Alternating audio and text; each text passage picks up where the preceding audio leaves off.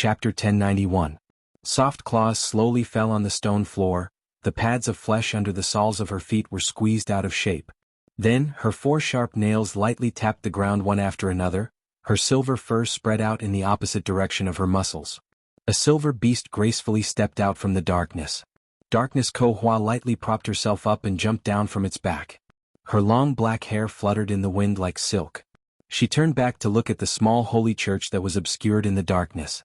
This is truly the most interesting human I've ever seen. Unfortunately, his understanding of our world is still too little. He didn't understand that the moment had already arrived, and he still fell for it. He's a good person, the silver wolf actually spoke. The girl's voice was like a string of silver bells falling on the ground, tinkling loudly. Perhaps, but this era doesn't matter if it's good or bad, sister. The wolf shook her head. Can't we just stay away from the war and ignore the affairs of the world? Do you still remember what we promised Lord Milos? Darkness Ko-Hua reached out her hand and lightly stroked the wolf's cheek, staring straight into her green eyes that were filled with compassion. But this isn't up to us to choose its back, my dear sister, listen. The wolf remained silent, her green eyes were as calm as ice. Darkness Ko-Hua closed her eyes and answered. The long sound of a horn resounded between the dark clouds, the darkness surged and spread, blocking out the moonlight. They howled, they ran, they came to this world. The girl's voice was so gentle and melodious, like a poem and song that bloomed in a dark and deep world. But the scene it described was so chilling, dark and cruel, despairing and bleak, like the howling wind from the north that froze everything in the world. 2 disciples of the secret society wearing black robes walked out from around the corner, surprised to see the strange combination of a wolf and a girl. They couldn't help but stop and look at them. The girl opened her eyes. She was smiling, her clear eyes were filled with the color of knowing everything. Very well, she spoke. Seeing how he took care of you and for the sake of these blood crystals, I'll help him one last time. Let the mortals see how dusk descends. The 2 secret society cultists who were at a loss finally reacted. They looked at each other warily and drew their shining long swords from under their robes. Who is it? Dark Ko-Hua completely ignored them as if there was only dust in front of him. She quietly took a step forward and craned her neck slightly. Her eyes reflected the brilliance of the silver moon, as if she saw the longing and piety of her hometown. Her bare feet were on the ground, and her 5 fingers were tightly clasped together. Not a speck of dust could be seen on them. She opened her mouth slightly, revealing her sharp white fangs. At this moment, time seemed to have stopped. The eyes of the 2 secret society cultists clearly reflected an elegant creature howling at the moon. Meanwhile, the girl had already raised her head and let out a wild cry from the depths of her heart. Woo woo woo, woo woo woo. A drop of water fell from the flow of time, passing through the long river of fate, breaking through the shackles of the laws and landing on the surface of this world. Amidst the ruins of the Queen's district, a humanoid insect covered in armor suddenly stopped. It turned its head and looked at the sky with complicated compound eyes. The dark clouds were churning. A black veil passed through the flawless moonlight, piece by piece. The gigantic silver moon was losing a corner, then degenerating into a string, then half of it, then a string until only a broken hook was left, until it was swallowed by the darkness. In the dark night sky, only a circle of silver thread was left. A low whimper echoed in the sky, like the sound of a horn, resounding for thousands of miles. It was low and heavy, sweeping across the land. The sound gradually became one, forming rolling thunder, as if countless evil spirits were galloping above the dark clouds. Woo woo woo. Thousands of years later, people once again saw the scene of a pack of wolves galloping in the sky. The 2 secret society cultists were stunned. They looked around, not knowing what to do. They had declared that they would destroy this decaying world, but when the apocalypse truly arrived, there was no joy in their hearts. Only despair rose in their hearts, and their eyes were filled with darkness. The galloping black fog passed through their bodies. With a crack, the 2 of them were lifted up unnaturally, as if they were picked up by a giant beast. Their bodies were snapped in half, as if countless sharp teeth had torn their flesh apart, throwing them high up into the sky. Blood rained down like rain. The pitch-black giant wolves were galloping in the fog. Sometimes they turned into solid form, sometimes they turned into mist. Woo woo woo, woo woo woo. From all directions, countless voices echoed the long howls of the young girl Ko-Hua. They were wolves, walking before the dusk of the wound. Between the mountains and forests of the loop of trade winds, there was an ancient dreamland. It turned into an invisible force and walked on the mountains and forests, recalling and repeating the past. It was like an ancient will that was immersed in the bizarre past. Above the misty forest, the ancestral divine beast weaved by the fog slowly stopped. Its 12 heads above the clouds turned around and looked at this familiar land. Thousands of years. Thousands of years. It remembered a group of elves passing by here. It met a strange wizard. It met a knight who dared to bargain with it. There was also a sneaky fellow, a little fellow that it did not care about, a woman and another woman. Many memories of the past appeared in this dreamland. Then, the giant beast's body began to become illusory, as if the wind was blowing the clouds and the fog was dispersing. The 12 heads of the ancestral god beast gradually faded above the clouds, and finally turned into a few wisps of smoke, lying across the sky. That invisible and majestic power. It completely disappeared from the misty forest. Dong, far away from the black forest in the Abyss territory, all the Senia people felt their hearts thump heavily, as if something important was happening. Countless people woke up from their dreams. They put on their clothes and rushed out, only to see the girl who usually taught them and acted as the village's healer standing in the middle of the village. Miss Sophie. Everyone please stop. The girl turned around. Her face under the snow-white hood looked particularly sacred at this moment. Please remember my words and firmly follow the footsteps of your Lord. Only he can save all of this. She stretched out her hand, and the world of dreams spread out from under her feet. It was an independent world. Its name was Bunasan, the country of the north wind. A great will stopped at the other side of this world. In the misty valley. The heavy fog seemed to be given life and surged. Behind the fog, a huge eyelid was slowly opening, revealing a cold and beautiful pupil. That emerald green penetrated the heart. Martha, a low voice muttered to itself. The mountains rumbled. Above the sea of trees, the elves and druids were shocked to see the weather of the loop of trade winds changing drastically. The ring of clouds disappeared, the mountains of Valhalla collapsed, and a huge beast shook its hair and slowly stood up from the rubble. This elegant creature seemed to have walked down from the legends. It raised its head and howled at the moon. Its 4 feet stepped on the peninsula, its huge body connecting the sky and the earth. She had a name in the most distant legends and myths. The gods called her Ekis. After the wolves. The bishop's face had completely changed. The crystal in front of him was turning to dust, which meant that he had lost control of half of Lushta. He thought this was just a small revenge, but in just 10 minutes his confidence was completely shattered. How did they do it? How did they do it? The disciples were also in a state of chaos and disorder. This was the scene before the end of the world, but how could so many things just happen to coincide together? Bishop, we have to think of a way. What else can we do? What else can we do? The bishop clenched his fists, his nails almost digging into his flesh. He screamed, "There's no other way. We can only speed up the ritual. But then we can't summon the complete form." The people behind him changed their faces. It's too late.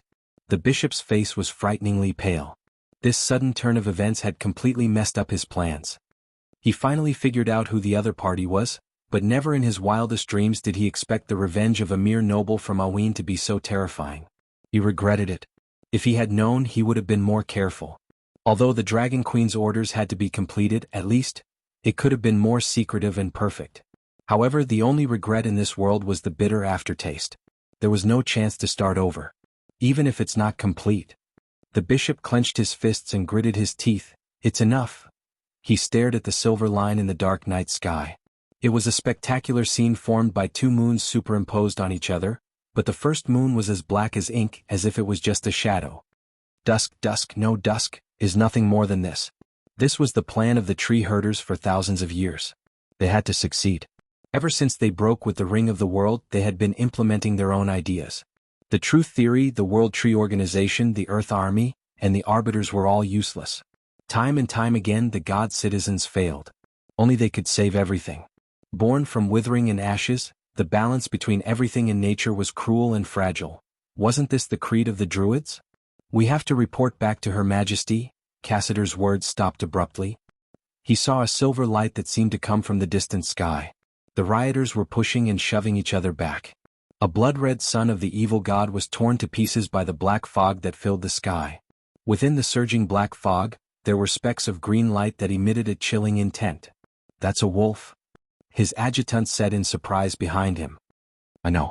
The knight's mood was far worse than before. Have you read the Pale Poem? What? Have you read the Pale Poem? Cassider turned around fiercely, grabbed the adjutant's collar and shouted, "Idiot!" The adjutant was obviously scared out of his wits. "That's a wolf, do you know?" The wolf walks before dusk." The knight's eyes were filled with despair. "The dusk dragon is not dead. We're finished." The silver light in his eyes was becoming brighter. The black fog flooded over the refugees' heads like a tide and surged toward the city wall. Countless sharp teeth were hidden in it. When they swept past the soft human bodies, they were like invisible sharp blades, causing waves of blood. Screams rose one after another. The soldiers' faces were pale. This kind of war was beyond their imagination. The knight pushed his adjutant away and the latter staggered back. He pulled out his long sword and the sword flashed like a meteor. "Go down." "Sir Knight?" The adjutant was stunned. "Get out," Cassiter roared. "This is not a place for you to stay." "But, no buts." The knight patted his chest and replied proudly, "I am Cassiter, Lotshire's knight. I am the vanguard of the Flame King, one of the 120 knights. This place should be my burial place, the place where my sword is folded." The ancient words overlapped with each other, as if two voices were echoing on the city wall at the same time. It was the oath of flame. Everyone seemed to see an illusory figure merging into Cassiter's body. It was as if they saw the 120 knights on the White Plains thousands of years ago, swearing to follow the great figure for life. "Go down." Cassiter swung his sword, and a red light screen rose from behind him. The black fog behind him surged, and countless terrifying giant wolves rolled around and gnashed their teeth. The light screen immediately creaked. The knight's face turned pale. "Quick, I can only hold on for a while." The soldiers were already scared to the point that their legs turned to jelly. They cried and rolled down the stairs. Only the adjutant turned around. He was at least a knight. At this moment, the courage in his heart overcame the fear of death. Then he also saw a little silver light. This silver light was no different from the one in the knight's eyes. "Why aren't you leaving?" Cassiter roared. "Sir, that is, Katja." A giant wolf almost the size of a tower bit the light screen behind Cassiter. It opened its dark mouth and bit at the knight's lower body. But before it could close its upper jaw, a silver line had already pierced through the back of its head. The adjutant's mouth was wide open. One man and one horse, the four hooves of the horse soared into the air. The knight held a long spear like a ray of silver light, and the long shuttle in his hand was straight forward. The black fog scattered in all directions, and his silver hair was like the passing moonlight, fluttering in the air one by one. "1,000 army, one strike." Medish's voice echoed over the fortress. Chapter 1092. Tup, tup, tup, tup. Rhythmic footsteps could be heard in the empty corridor. The servant bowed respectfully when he saw the person who had appeared from the shadows. "Dragon Queen, you've returned. Her Majesty the Queen wishes to see you." "Her Majesty is very concerned about the situation outside." "It's terrible outside." Gwendolyn stopped in the middle of the corridor. The lights of the banquet shone on half of her face through the window, making her look like a silhouette. She smiled and replied, "But it's still under control." The servant was stunned. He did not know how to answer the question. He did not dare to raise his head. He was terrified, not knowing why this lady would say so much to him. It was not a good thing to know too much in the palace. However, Gwendolyn was not in the mood to find trouble with such a small character. She looked out the window. The rose garden was brightly lit, and the figures of the people were mingling. The nobles were drunk, immersed in the dream of power and material desires. However, the sky was covered in dark clouds. It was as if there were countless evil spirits running through the clouds. In the distance, the outer city was ablaze. The pillars of black smoke outlined the scene before the end of the world. This grotesque scene was like the final carnival. No matter what, it can't be worse than the current era.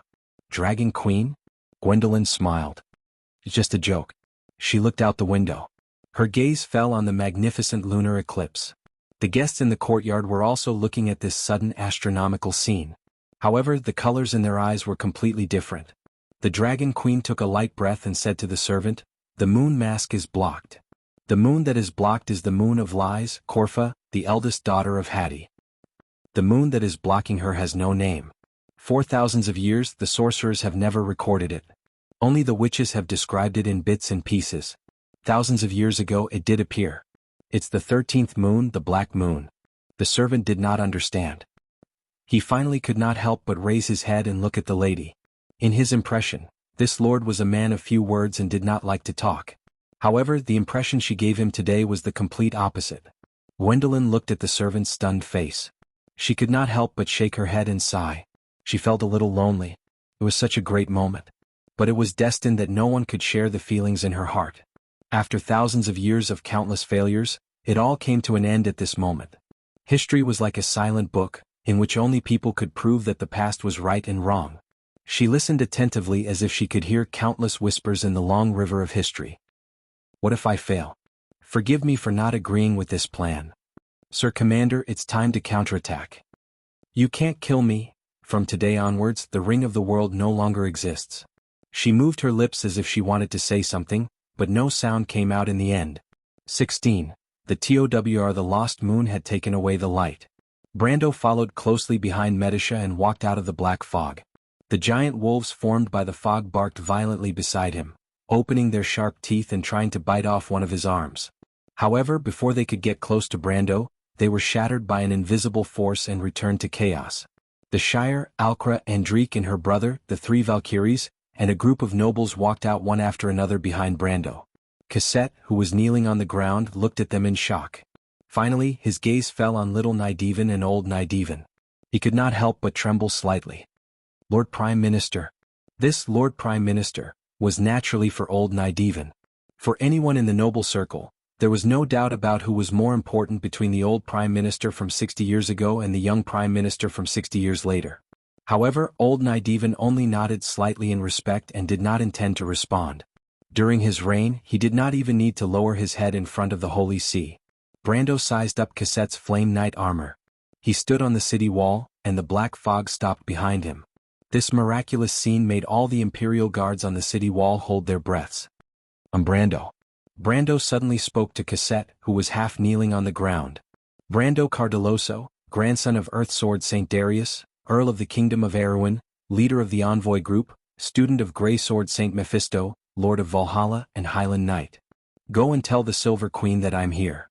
Cassette was stunned for a moment. Brando did not give him a chance to answer and pushed his hand forward. Under everyone's gaze, all the soldiers on the city wall, including Cassette, instantly appeared in the crowd below the city wall with his adjutant. Spatial element. Someone could not help but exclaim. Brando stood on the city wall and looked down at everyone. Go, you don't need to defend here anymore. Go and tell Her Majesty the Queen that the guest she invited is here.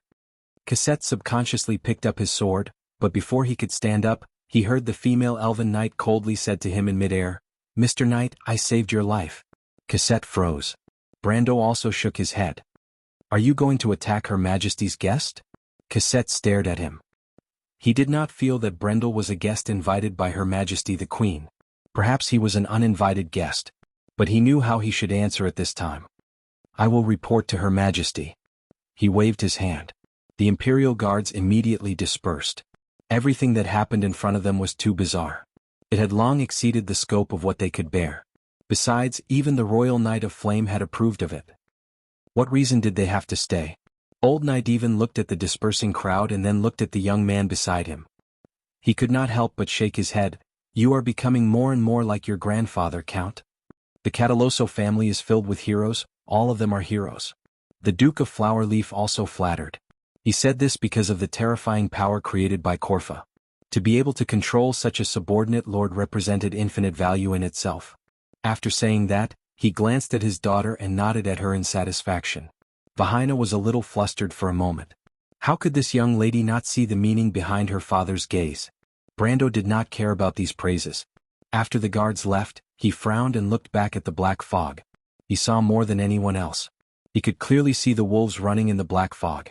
They were the sons of Fenrir, one of the most powerful magic wolves he had seen in the Loop of Trade Winds.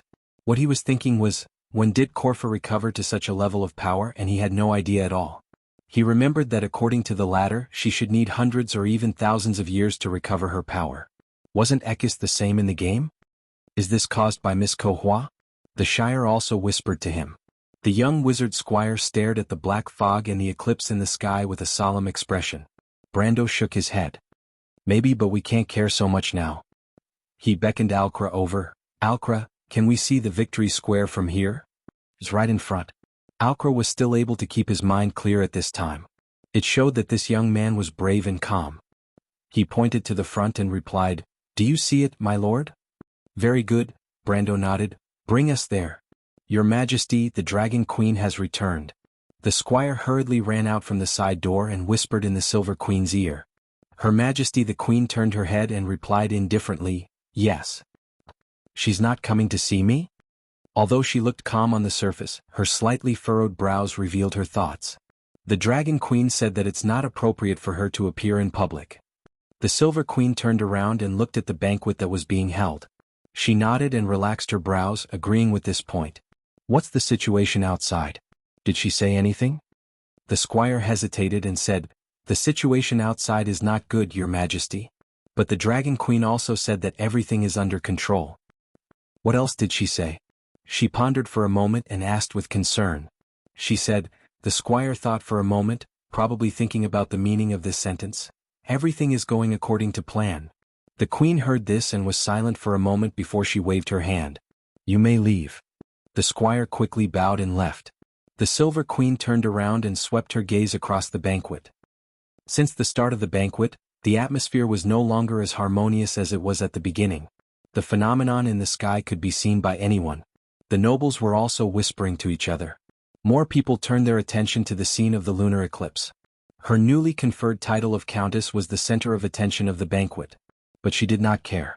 Her gaze even seemed a little empty when it swept over the heads of the crowd. She looked at everything in front of her with tiredness. Her indifferent eyes were full of disdain for the mortal world. In a situation where the masters showed a lack of interest, only the young people might have the strength to compete for the limelight. In the crowd, Scarlet's face was pale. She gritted her teeth and looked at the tall man in front of her. He did not look like a human at all. Perhaps he was more like some kind of beast. He was much taller than the average person. Even the tallest nobles of Kurlutz were shorter than him by a head or more. The other party looked down at her. His eyes were full of possessiveness. That invasive gaze was unbearable for Scarlet. If it was not for someone blocking in front of her. Prince August looked at the young man in front of him with dissatisfaction. He knew that the other party was a noble of Kurlutz. But when he first saw Scarlet, he knew that this woman must be his fiancée. She was the best mare that the heavens had given him. No one could stop him. As for the disdain from before, it had long disappeared. Even his impression of the Empire had improved. Of course, other than this unpleasant fellow in front of him. "Do you know how I dealt with those blind bastards in the Latch of Wa?" August revealed his white teeth like a wolf's smile. "I would cut off their heads and skin their scalps to make my battle robes. I once had 17 enemies and now my battle robes are half complete." Henriette, who was blocking in front of Scarlet, chuckled. He pretended that he did not hear the threat and said with disdain, "I don't care how many methods the barbarians have to show their ignorance. Every Kurlutz ancestor here had experienced the era of eating raw meat and drinking blood on the Great Plains. Do you think we would be proud of that?" He chuckled, "But it seems that Prince August really knows how to do that." August's face turned cold. This beast in human form knew that even if there were 10 of him, he would not be a match for the nobles of the Empire. But he had his own methods. He subconsciously placed his hand on his waist. There was a hunting knife there. As a noble of the mountain, he could bring a knife into the Rose Garden. Her Majesty the Queen had given him permission to bring a knife into the Rose Garden. But immediately many people noticed his action. The royal knight from afar immediately drew his sword and rushed over. Conrad was also shocked. He quickly went to pull his comrade back. But Henriette was unmoved. He looked at the other party's action with disdain. "You can use your knife here if you dare, barbarian." "You are insulting me." August squeezed the words out from between his teeth. "You are insulting yourself." The young man retorted, "Touching a noble woman, this is the manners of a prince. She is my fiancée. Before Her Majesty agrees, she is not." Henriette added. August finally could not take it any more. He let out a low growl and was about to pounce on Henriette. But at this moment, the crowd let out a low cry and retreated to both sides. They saw a figure suddenly passing through the courtyard. It separated the crowd and came in front of Her Majesty the Queen. It was a knight. He was wearing the royal knight's armor. He half knelt on the ground and shouted to Her Majesty the Queen, who was on the stairs, "Your Majesty, the defensive line on the square has been breached." "The defensive line has been breached? Who breached it?" The crowd was stunned. Some of them started whispering to each other subconsciously. The commotion over there immediately affected the young people over there. Prince August and Henriette slowed down their movements. Her Majesty the Queen replied, "Who is it?" She already had an answer in her heart. "It is." The knight hesitated for a moment. "It is the grandson of Lord Darius Cardeloso." "Who is Lord Darius Cardeloso? Who is his grandson?" The nobles were stunned. As part of the upper circle of nobles in the empire, they were usually very familiar with the names of famous families or people. Even more so, they could recognize the difference between different nobles and families' coats of arms and the difference between them. This was one of the nobles' instincts. It was also an important means and capital for them to communicate with each other. But at this moment, the nobles of the empire were at a loss. The name seemed familiar, but they could not remember it. What made them feel bad was that Her Majesty the Queen obviously knew this person. The situation was a little tricky. While the nobles were deep in thought, the Queen of Silver smiled as if she had a card up her sleeve. She turned her head, and everyone thought that the Queen of Silver was looking at them, but only Scarlet, who was in the crowd, knew that she was looking at her. At that moment, she felt as if she had fallen into an ice cave. Of course, she knew what this meant. But at this moment, the young girl's heart surprisingly calmed down. She subconsciously clenched her fists as if she had made up her mind. "Ovina, I am calling your name. I need your help. I am responding to your call, my master. But have you thought it through?" After a moment, a voice responded in her heart. Scarlet replied, "I have, Ovina." "Then answer me, who are you?" Scarlet was silent for a moment. "I am a knight of the azure." In her hand, there was a green spear flickering with silver lightning. It was undergoing the transformation between illusion and reality. It had a name. It was called Firmament. Chapter 1093. At that moment, Scarlet's body and mind sank into her inner world, and the noise around her became distant. Everyone around her subconsciously looked in the direction of the Silver Queen, and their mouths opened and closed as if they were discussing something, but she could not hear a single sound. The entire world became incomparably quiet and all sounds died out. There was only one clear thought that dominated her heart. "His lordship is here. I must warn him that this is a trap." The power and influence of the empire that she had witnessed over the past few months was deeply rooted in the girl's heart. The arrogance and coldness of the empire's nobles was like a poisoned blade stuck in her heart, eating away at her courage. Only in the deepest part of her nightmare could she see the ending with her own eyes. She saw Brando die to save her. She saw everything in Valhalla turn to dust. She saw everyone's efforts turn to dust. Everything she was familiar with, the fragile support in her heart, completely collapsed and ceased to exist. No. "I can change all of this," a voice seemed to echo in her heart. "You can." It was Ovina's voice. It was soft and gentle like a guide, telling her how people told another story thousands of years ago. The knight who slept at the bottom of Lake Elaine was named Azure. "Because this is your destiny and my destiny. You will control it, just like mortals control their own destinies. One day. The two voices overlapped in her heart. She saw a sword standing at the peak of 1,000 mountains. She saw another knight pointing at his spear and swearing in the storm.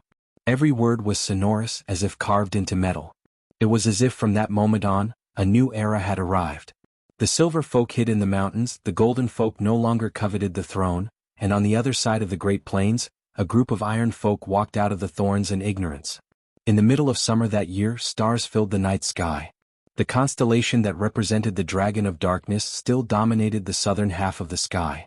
To these people, they didn't think too much about it. They just looked out of the plains through the flickering light of the torches. And there was a new world. The year of change. The Flame King Gretel led the humans through the Great Plains and arrived at Osapo.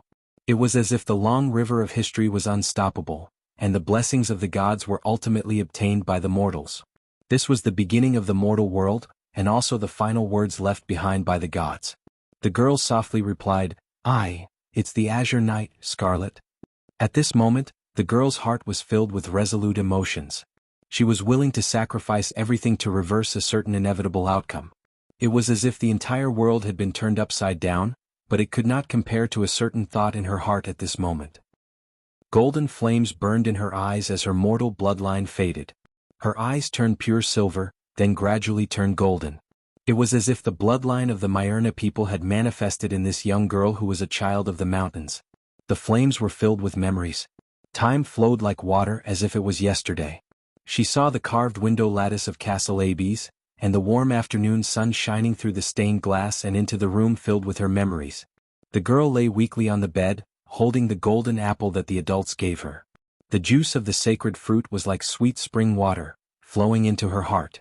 She saw a tall figure standing in front of the bed, telling her solemnly, "One day, Scarlet, you will pursue your own happiness." Such happiness? The mountain girl's eyes were suddenly filled with tears. She finally understood the true meaning of this sentence. So it is to be the master of one's own destiny. Even if it is the most ordinary destiny. But no one can help others make a choice. What is destiny? It is the sword and the fire, the iron and the blood. It is a poem passed down from generation to generation. Life is full of obstacles, but in the end it is a choice. Once a choice is made, the sword of destiny will return to the hands of mortals. At this moment, Scarlet was holding the sword in her hand. Vaguely, she seemed to see an army of tens of millions charging towards the pitch-black full moon in the sky on strange vehicles. She saw flying dragons, strange construct creatures, valkyries, giants, and all kinds of creatures that only existed in myths and legends. Tens of thousands of them attacked the giant shadow above the clouds. She saw silver-eyed elves with pointed ears, wizards in snow-white robes, humans, dwarves, roaring as they launched a counterattack against the dark army on the horizon. Tens of thousands of soldiers fought against each other. Then she saw herself. A dark-skinned girl with a long red ponytail, gritted her teeth, and eyes full of unyielding determination, switching between the ages of 14 and 19. This was a girl from the mountains of Chablis. She should have been so inconspicuous, but the coincidence of fate made her stand here at this moment. And at this moment she wanted to make a decision that she would not regret, just like the sages of the past. Scarlet raised the spear in her hand, and there seemed to be a faint resonance above the clouds. A beam of light immediately pierced through the clouds and went straight down.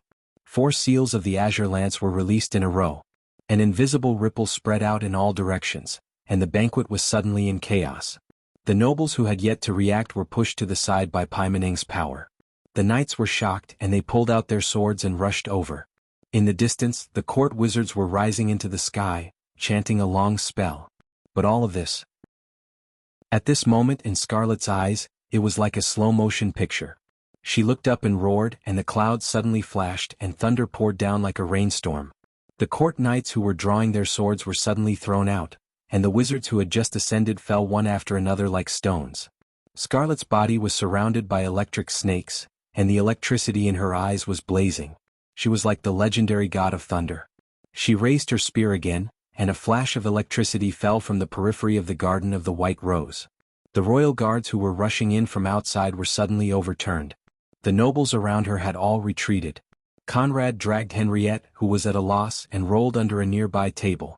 Only the mountain prince, Ogios, who was as strong as a bear, was still standing in front of him. The latter was also shocked. Scarlet did not even think and pointed her spear at him. A bolt of lightning as thick as a water bucket swept towards Ogios. The Highland prince couldn't react in time. If it weren't for his guards who sacrificed themselves to save him, he would have been beaten to a pulp. But even so, 2 of his guards were still turned into charcoal. But Ogios did not even look at them.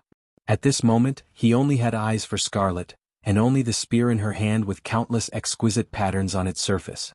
It was the carvings of mountains and storms, the earth and the sky. There was only one spear with such patterns on it. It was born between the mountains and storms, and hibernated under the mountains and the earth. The Holy Spear of Heaven. The legendary holy relic of the mountain people. The spear of gods and demons, Gabalug. Ogios' eyes were filled with fanaticism, and he muttered the legendary name of the azure spear in the mountain people. He was almost intoxicated as he reached out to Scarlet. "How did you get this? Quick, give me the spear, give it to your man." At this moment, there was only one thought in his mind. In the legend of the mountain people, the one who had the azure spear could rule the world. Yes, he was the destined one.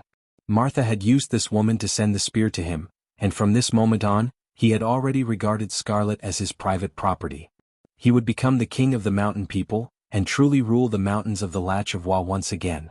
It was not just a small piece of land of the empire, but it was reclaiming its original meaning, the title of owned by the mountain people. This woman was his future queen. And his spear. Few people knew that Ogios was born with the strength of an upper gold, and that he was the chosen one. The mountain people carefully covered up this news, because every chosen one in history would eventually change the world. Just like the Flame King Gretel. Just like Erwin's predecessor Eric. Or the Earth Sword Saint Darius.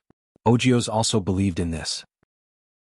He was born different, and at this moment, it was proof that fate had crowned him. Not far away, Henriette hid under the table and Conrad covered his mouth tightly. He stared, almost thinking that the mountain people's prince was crazy. This guy is so arrogant? Although his mind was in a mess, he could not help but wonder, what was Her Majesty doing? Was that the real azure spear? Scarlet frowned. She sensed a threat from the humanoid beast in front of her. She originally thought that the mountain people's prince was an honored guest invited by the Silver Queen, and as long as she threatened this person, she might be able to get the queen to let the feudal lord leave. Over the past few months, she had heard some rumors about the relationship between the mountain people and the empire from the mountain people's maids. She guessed that since the Silver Queen wanted to bribe the mountain people, she would not let anything happen to the mountain people's prince in the Garden of the White Rose. But the truth was a little out of her expectations. She did not expect this guy to be so reckless, and what made her feel even more helpless was that Her Majesty did not seem to see this scene, and did not say a word as she watched coldly from the side. The nobles in the courtyard had already fled, and the knight who got up from the ground immediately protected the Silver Queen, Constance, who was on the main seat of the stairs. The latter only looked at the scene expressionlessly, as if this banquet was not hosted by her, but there was a slightly strange look in her eyes, as if she was thinking about something. The maids next to her trembled, not understanding the situation in front of them. Everything that was happening now was terrible. Not only would Her Majesty lose face, but the prestige of the royal family would also plummet. But what they did not understand was why Her Majesty, who usually paid attention to this, would remain silent at this moment. What made them even more uncomfortable was that if the supreme person of the empire did not say anything, they would not dare to say anything. They could only tremble and wait. On the field, Prince August took a step forward and held out his hand. "Give me your spear." Scarlet frowned. Her stubbornness had obviously angered August. "Damn stupid woman, do you know what you are doing? You dare to attack your future husband in the latch of it. I will throw a shameless woman like you to the lowest of the low." This person is crazy. Henriette, who was lying under the table, had this thought in his mind. Then he saw Scarlet raising her spear and thrusting it towards the burly prince. She was determined to die, and every time she attacked she would give it her all. The emerald spear had bright sparks on it, and it struck Ogioza's chest. But what everyone did not expect was, August actually reached out and grabbed like a human tyrannosaurus. He grabbed the azure spear's blade. The sharp spear cut open his palm and pierced half an inch into his chest, and then it could not go any further.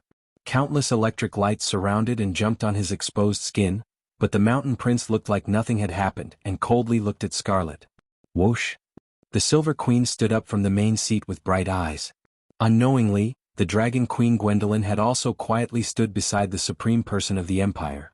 The pinnacle of the elemental enlightenment level, not bad for a human of this age. The latter replied.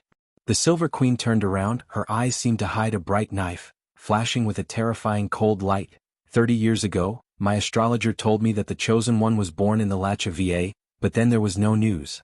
It seems that the news that was covered back then was indeed this person. The fact that firmament could hurt him means that the blood of the divine in his body is very thin. Although he is half of Odin's level, he is far from the little girl 60 years ago. The Dragon Queen replied. After all, that was a pure-blooded divine. The Silver Queen moved her lips, but in the end she did not say anything. What do you plan to do?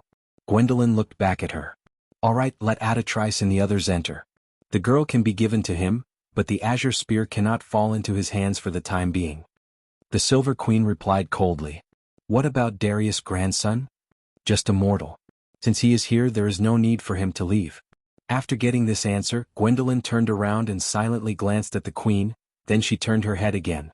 There seemed to be no extra expression on her face, but in the vertical prismatic eyes, there was a faint smile. The Silver Queen looked at the messy banquet scene with disgust. It seemed that this private engagement banquet had completely failed, but for the few people present, they had each gotten what they wanted most. As for the uninvited guest, the supreme person of the empire did not take it to heart. In the Battle of the Frost Dew Manor, she had already figured out the other party's bottom line. At this moment, those who were lying in ambush near the White Rose Garden were not just Atatrice and the Witch Queen, but had gathered almost all the top forces that the empire and the royal family could mobilize at this moment. If the other party did not appear, perhaps they could escape with their lives, but since they were here, there was no more after. As for Darius' grandson, Constance shook her head lightly. Memories of the past, the breeze in the wilderness of the Four Realms, the warm afternoon sun, and even of that face, had long disappeared with the wind. A few witches rose into the sky, and August was smiling wickedly as he reached out his hand towards Scarlet's slender neck. Everything seemed to have a predetermined outcome. But there was an exception to this uninvited voice. The voice was as cold as ice, as if it was narrating a story of heaven and earth. Its owner said indifferently, "If I were you, I would be more careful with my actions. That way, I would not feel so regretful when I go to hell." Ogios was stunned for a moment before he raised his head with a frown. Chapter 1094. Ogios raised his head, his grayish-brown pupils reflecting the long and narrow figure. He saw a young man coming in from the front door of the Garden of White Roses. He did not have an invitation in his hand, only a long sword made of intertwined fragments. The fragments were joined to each other, leaving only a narrow gap between them. The sword emitted a dark red light, and there was a flame emblem on the sword. Few people knew that the emblem was called Flame, which was a golden flame. He held a scabbard in his other hand. It was made of fir wood, wrapped in black horse leather with a silver buckle and a steel sheath. The scabbard was held in his hand like a civilized stick. He wore a black woolen earl's coat. The surface was gray as if it had been weathered for a long time. Even the corners of the coat and the cuffs were worn out, revealing the threads. On the collar was the coat of arms of the Cardoloso family, which was made before he left the Abbes. It was a long sword, inserted in the head of a brown bear, the black pine of Karsuk, the bear of the highlands. There was a black belt, a mithril buckle, 2 rings and a dial-like ornament on the belt. The hem of the coat covered the breeches that were also worn out in several places. Then there were the long boots, the unique long boots of Granel. The leather was tanned by the best cobblers, waxed, soled, and inlaid with the coat of arms by the most careful shoemakers. It was a specialty of the edge of the Grimoires forest. He walked into the royal courtyard as if there was no one else around. He passed through the night wind of the 1,000-year-old imperial capital and also passed through his coat and hair, fluttering in the wind. The leaves chased after his footsteps and swirled into the garden. This was the last month of midsummer. He walked on the wind as if bringing with him the bleak feeling of autumn. After this, everything withered. The excellent bloodline of the Cardoloso family did not make Brando handsome or suave, but at least it made him a handsome young man. This was the mark of a knight's family. Coupled with his unique temperament, he was almost unforgettable. Behind him were Medisha, the Shire, Mephistopheles, Andrique, and the 3 Valkyries. The nobles of the Cruz family followed behind. As they walked on the white street, they seemed to remember the queen's power. Only old Nidevan and the Grand Duke of Flowers and Leaves could focus. In front of him, hundreds of imperial guards retreated like the tide, as if they had encountered some kind of scourge. However, even if it wasn't, it was more terrifying than a scourge. One only needed to look at the situation in the square outside to understand the reason for everything. The crisscrossing stone slabs on the square that had not been damaged for hundreds of years by magic were plowed into a 5-meter-deep ditch. There used to be a statue of Emperor Grantity there. There used to be a team of palace knights stationed beside the statue. There used to be a tight security line in the square. Now there was nothing left. Who is he? How did this person get in? The nobles looked at each other. Some of them began to regret attending the banquet. The show that was going to be played tonight was beyond their imagination. Perhaps it had never happened in the palace for hundreds of years. Some of the older nobles compared Brendel's appearance to Brendel's and vaguely felt that the youth looked familiar, but that was a story from decades ago. Even if they thought about it carefully, it was difficult to remember that there was a person from Aween who once dominated the empire. And today there was going to be a person from Aween who would shake the entire empire. That was exactly what Ogios saw in his eyes. But that was not all. The first thing he noticed was not Brando's body, but the other party's cold gaze. It was as if it was tangible and nailed him to the ground. There was no way he could resist it. It was easy to imagine the shame and anger in the prince's heart. "I've never seen the Lord so angry." Scarlet stared at the tall figure that appeared at the gate. No matter how much she did not want to see the Lord here at this moment, her heart was full of peace. She loosened her grip and the azure lance fell to the ground with a clang. She suddenly remembered that she had indeed seen the feudal lord show a similar attitude. That was during the first battle in Abyss. The lord stared at the ancient castle gate with a cold expression that was not inferior to this moment. At that time Medisha told her that this was for the dead. But she could not understand. Perhaps the dead deserved to be sad but not angry because anger was worthless. Because the death of a commoner did not have much value. She was born in the mountains of Chablis and had seen too many deaths. Plagues, accidents, wars, monsters, they could all be the cause of a commoner's death. They would only be buried carelessly. Perhaps some people would be sad, but no one would be angry. Some people just disappeared, but some people could not tolerate it. That was the most special person she had ever seen. A noble who was about the same age as her, but her lord. He killed Grodin. When the sword pierced the baron's chest, she noticed that the lord's face did not have the joy of revenge, only cold contempt. It was as if this was karma and it should be so. Just for some people he did not know. At this moment, the same contempt appeared on his face. Is it because of me? Scarlet's heart pounded as her mind wandered. Why would the Lord be angry for me? Perhaps this naive girl would never understand this question. Ogios left Scarlet and turned his head to look at Brando coldly. The young man's aura made him feel like he was being provoked. The Silver Queen stopped in front of the main entrance of the White Rose Palace. She turned around and looked at the scene coldly.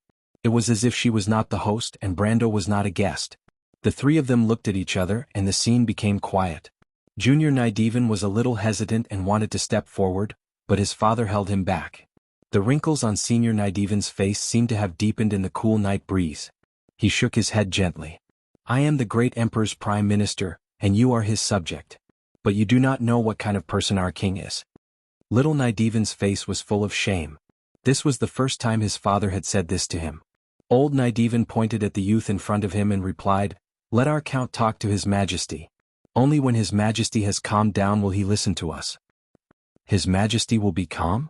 Little Nydivan wondered if his old father's brain wasn't working properly. But old Nydivan shook his head and did not answer. The Duke of Flowers glanced at him and smiled without saying a word. Ogios glared at Brendel like a brown bear and spoke coldly after a long while.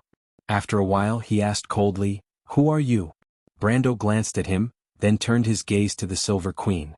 Ogios looked as if he had been pricked by a needle. His tanned face turned red.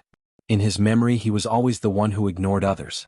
He did not expect to be ignored by a country bumpkin who came out of nowhere. And it was in front of so many people. Henriette, who was lying under the table, saw this scene and was beaming with excitement.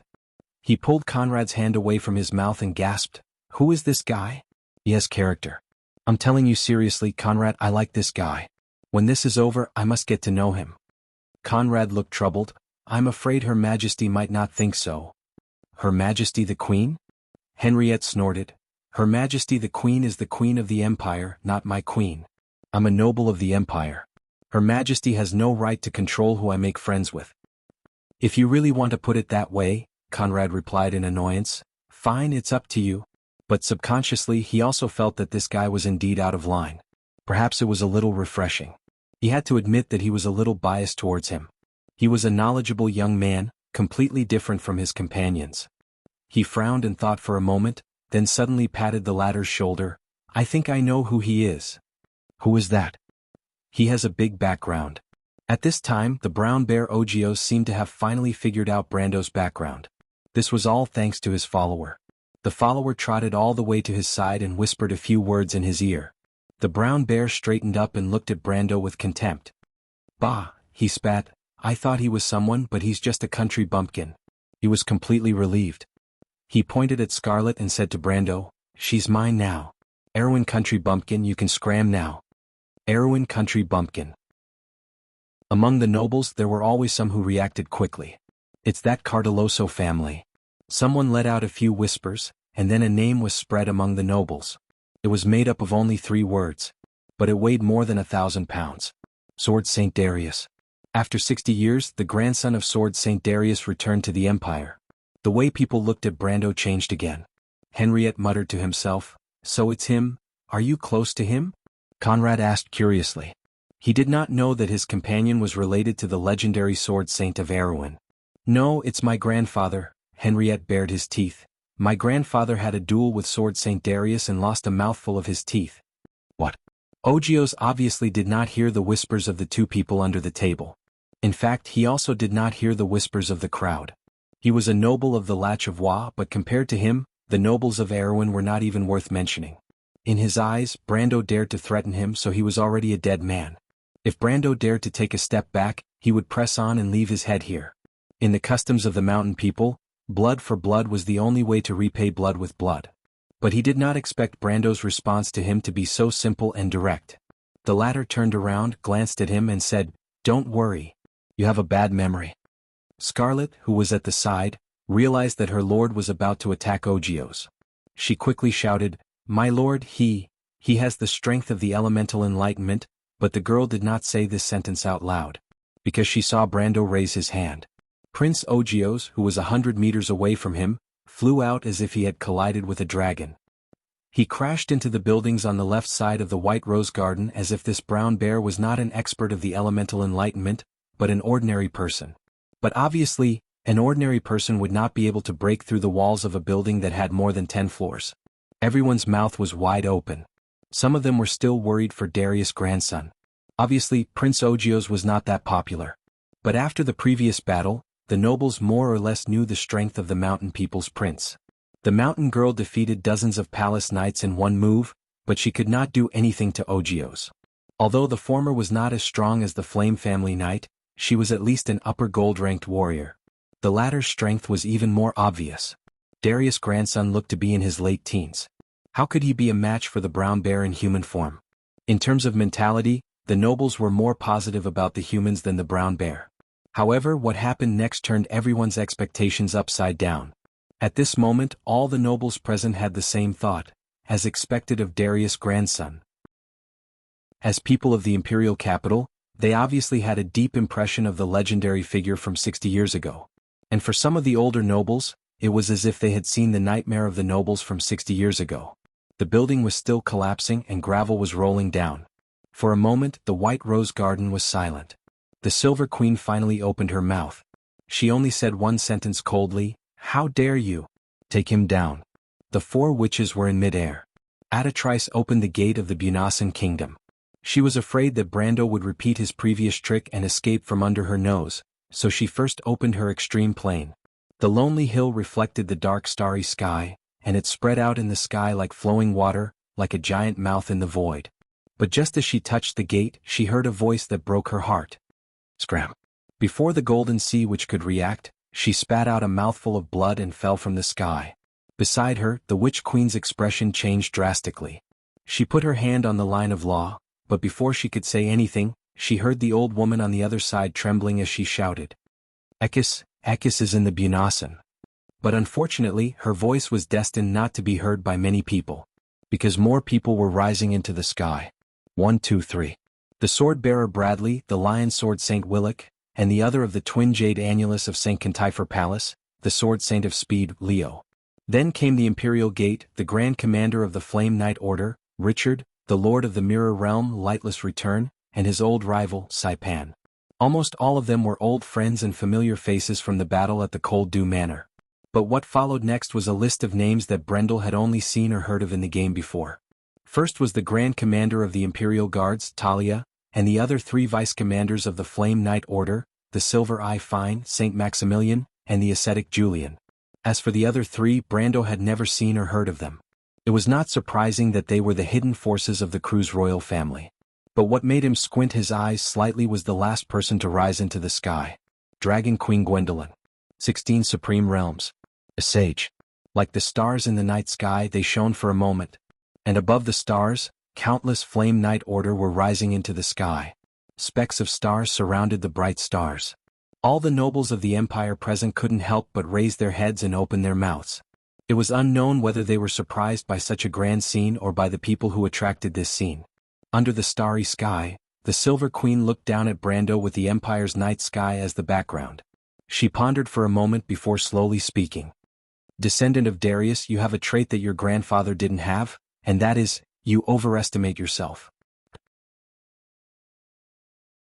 Chapter 1096. This is the land that God promised you. It illuminates the sky like a stream of light. Your wisdom is like a raging flame. Your crown is as noble as the stars. You are the king of the ancestors, the people of God. Blessed are the people of the world. Because God and the kingdom, wisdom and spirit have descended. Enormous 7 lines, Dr. 3079. 1. 7 Lecanto. Constance's voice was low and long. It passed through the courtyard of the Garden of White Roses and the forest, recounting the past 60 years ago.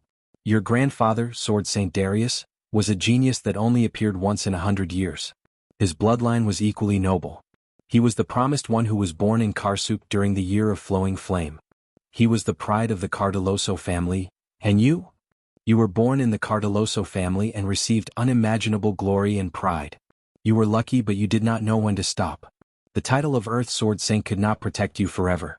The Cardoloso family was nothing in front of the empire. I gave you a chance, but you did not cherish it. The Silver Queen gently raised her right hand and extended her index finger. The tip of her finger was like that of a young girl, slender and long. A drop of golden blood flew out from her fingertip and fused into the void in front of her. After all, mortals could not understand this world. No matter how outstanding their talents were, they were just like the smartest monkeys who could only dominate a group of monkeys.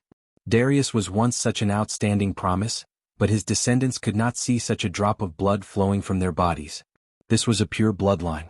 How could the filthy blood flowing in the bodies of the Iron Folk be compared to the glorious and dazzling era of the past? This was the sorrow of the mortal world. That woman's bloodline has also been purified to a certain extent. The head of the Valkyrie, Brunhilde, suddenly spoke. Her low and hollow voice lingered in everyone's ears like a whisper. It seems that Her Majesty's experiment is not hopeless, the Shire replied. Only Medisha did not care about this. Constance's words made the little princess slightly unhappy. She said, "The Lord did not rely on anyone. Before this he did not even know of his own birth. He is only 20 years old. This experience is enough to write an epic even among my people. It is not unprecedented." Me? Medisha shook her head and said softly, "I am not as good as the Lord. I am a princess after all. My people have poured as much effort into me as anyone else." Charles smiled and patted the little princess on the shoulder as he said, "Don't worry. A person's life is like the stars in the sky. When we see the stars decorating the night sky, we often overlook the most dazzling light among them. However, some people are born to shine brightly in an era. The fools have no way of knowing this, and that is why history and books are filled with myths and legends. This is a heavy era. The mortals lost the favor of the gods. Hundreds of millions of lights were extinguished. People used their reverence for the sages to move forward in the darkness. They built kingdoms and cities on top of suffering, and lit torches in the wilderness. The glory of civilization was passed down in the end. But people still held on to the past in one way or another. Some were immersed in the past and did not move forward. But some were not willing to die in the peaceful memories of the past. Some took a step forward. Some were ahead of others. Because of this, after the Myrnas, there were 4 empires standing on the land. The names of the pioneers were carved on the stone tablets. But after thousands of years of wind and frost, the names on the stone tablets were blurred. In the holy palace of the Wind Empress, in Fanzin's holy palace, 2 pairs of calm eyes showed a look of indulgence. Outside White Harbor, the sound of a bell echoed, reminding the sails in the harbor to prepare for the storm. William Peaster looked at the snowstorm. The gigantic figure of the evil dragon Fuchsia was gradually fading away. Her voice came from the snowstorm. "We will meet again in the elemental frontier, Bugas." The time had come. In the past 370 years, 1847 promised ones were born in Wond. Among them there were 13 chosen ones. In the past 100 years this number had increased to half. Since the first era, the progress of history seemed to be shining with the names of geniuses.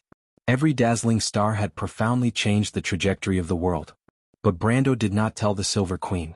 This was not a sign of the blood of the mortals being purified. The era of the gods had long passed forever. The dark dragon would not descend again.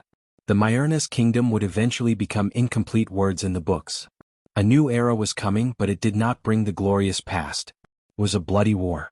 This was the war of the mortal world. Brendel raised his sword, and the gaps between the fragments shone with a dazzling reddish-gold light. He did not cherish the chance of others giving him, but he truly cherished the people around him. Unfortunately, he would not say these, because he understood that to some people they were meaningless. This was a principle that only a few people understood. It was summed up by tens of thousands of bloodshed and deaths. The first one to rush in front of him was the Grand Commander of the Flame Family Knights, Imperial Gate Richard. He raised his sword, and the flame blade in his hand clashed with the Grand Commander's sword. Then there was a sharp sound and sparks burst out from the blades of the 2 swords. After 3 consecutive strikes, both of them took a step back. Prince Ogios crawled out of the rubble with half of his body. His face was covered in dust as he climbed out of the rubble. His eyes were bloodshot as he watched the scene unfold.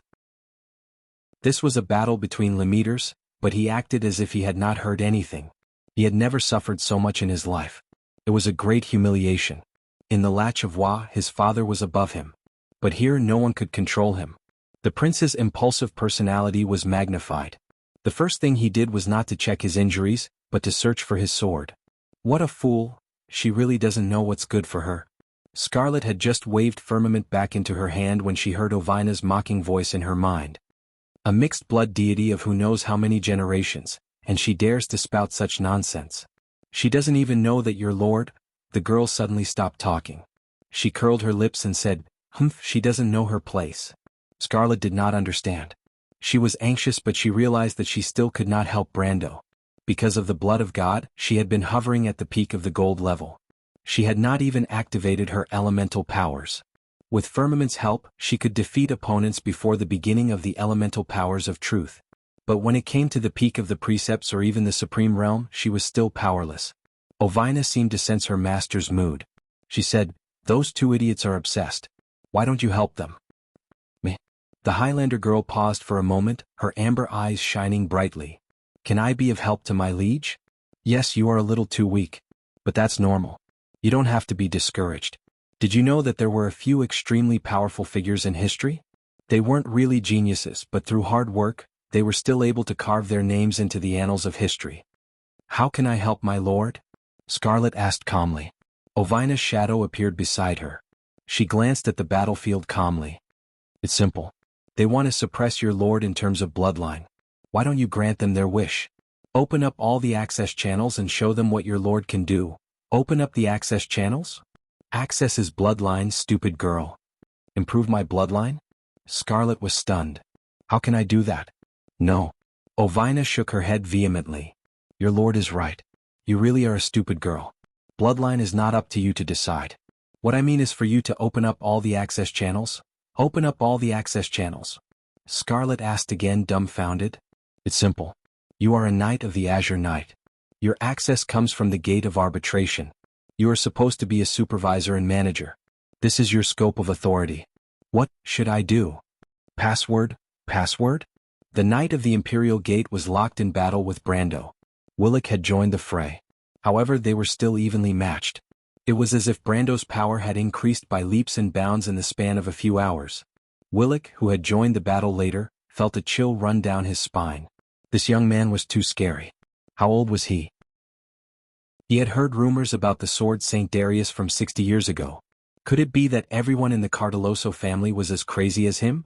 What he didn't know was that after the battle at the Frost Dew Manor, Brando finally had time to consolidate the new characteristics of his elements of time and space. As the elements of the power of existence, their potential was beyond anyone's imagination. Behind them, Bradley and Maximilian were being held back by Sydney and Veronica, while San Leo and Fane joined the battle behind them. Brendel suddenly stopped when he saw Brendel joining the battle. Then a shield appeared in his hand. On the shield there were bright flowing flames, a radiant holy church, a supreme laurel crown and the kingdom of God. A holy sword hung alone in the sky and fell straight into the ground, as if it was going to split the entire world into two. This shield was very familiar to everyone who lived in the center of the empire. It was the angel's holy shield, the symbol of Rushta, the shield of Aroma. The moment Brando took out the shield, the faces of the supreme realm powerhouses around him changed. This was the holy relic left by the Flame King for Cruz. How could it fall into the hands of an outsider? Richard was the first to react. His heart was burning with anger and he was about to explode. However, at the last moment, a strange thought suddenly flashed in his mind. Why could he take away the holy shield? This shield was placed on the victory square by Gretel himself. After 1,000 years, no one could get within 3 feet of it. Even if the great holy Sivara came personally, it was the same. Chapter 1097. While Richard hesitated, Julian the ascetic, who was known for his fiery temper, let out an earth-shattering roar. "Shield of Irama, how dare you!"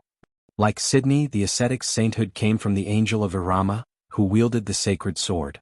How could he allow others to touch Irama's sacred item?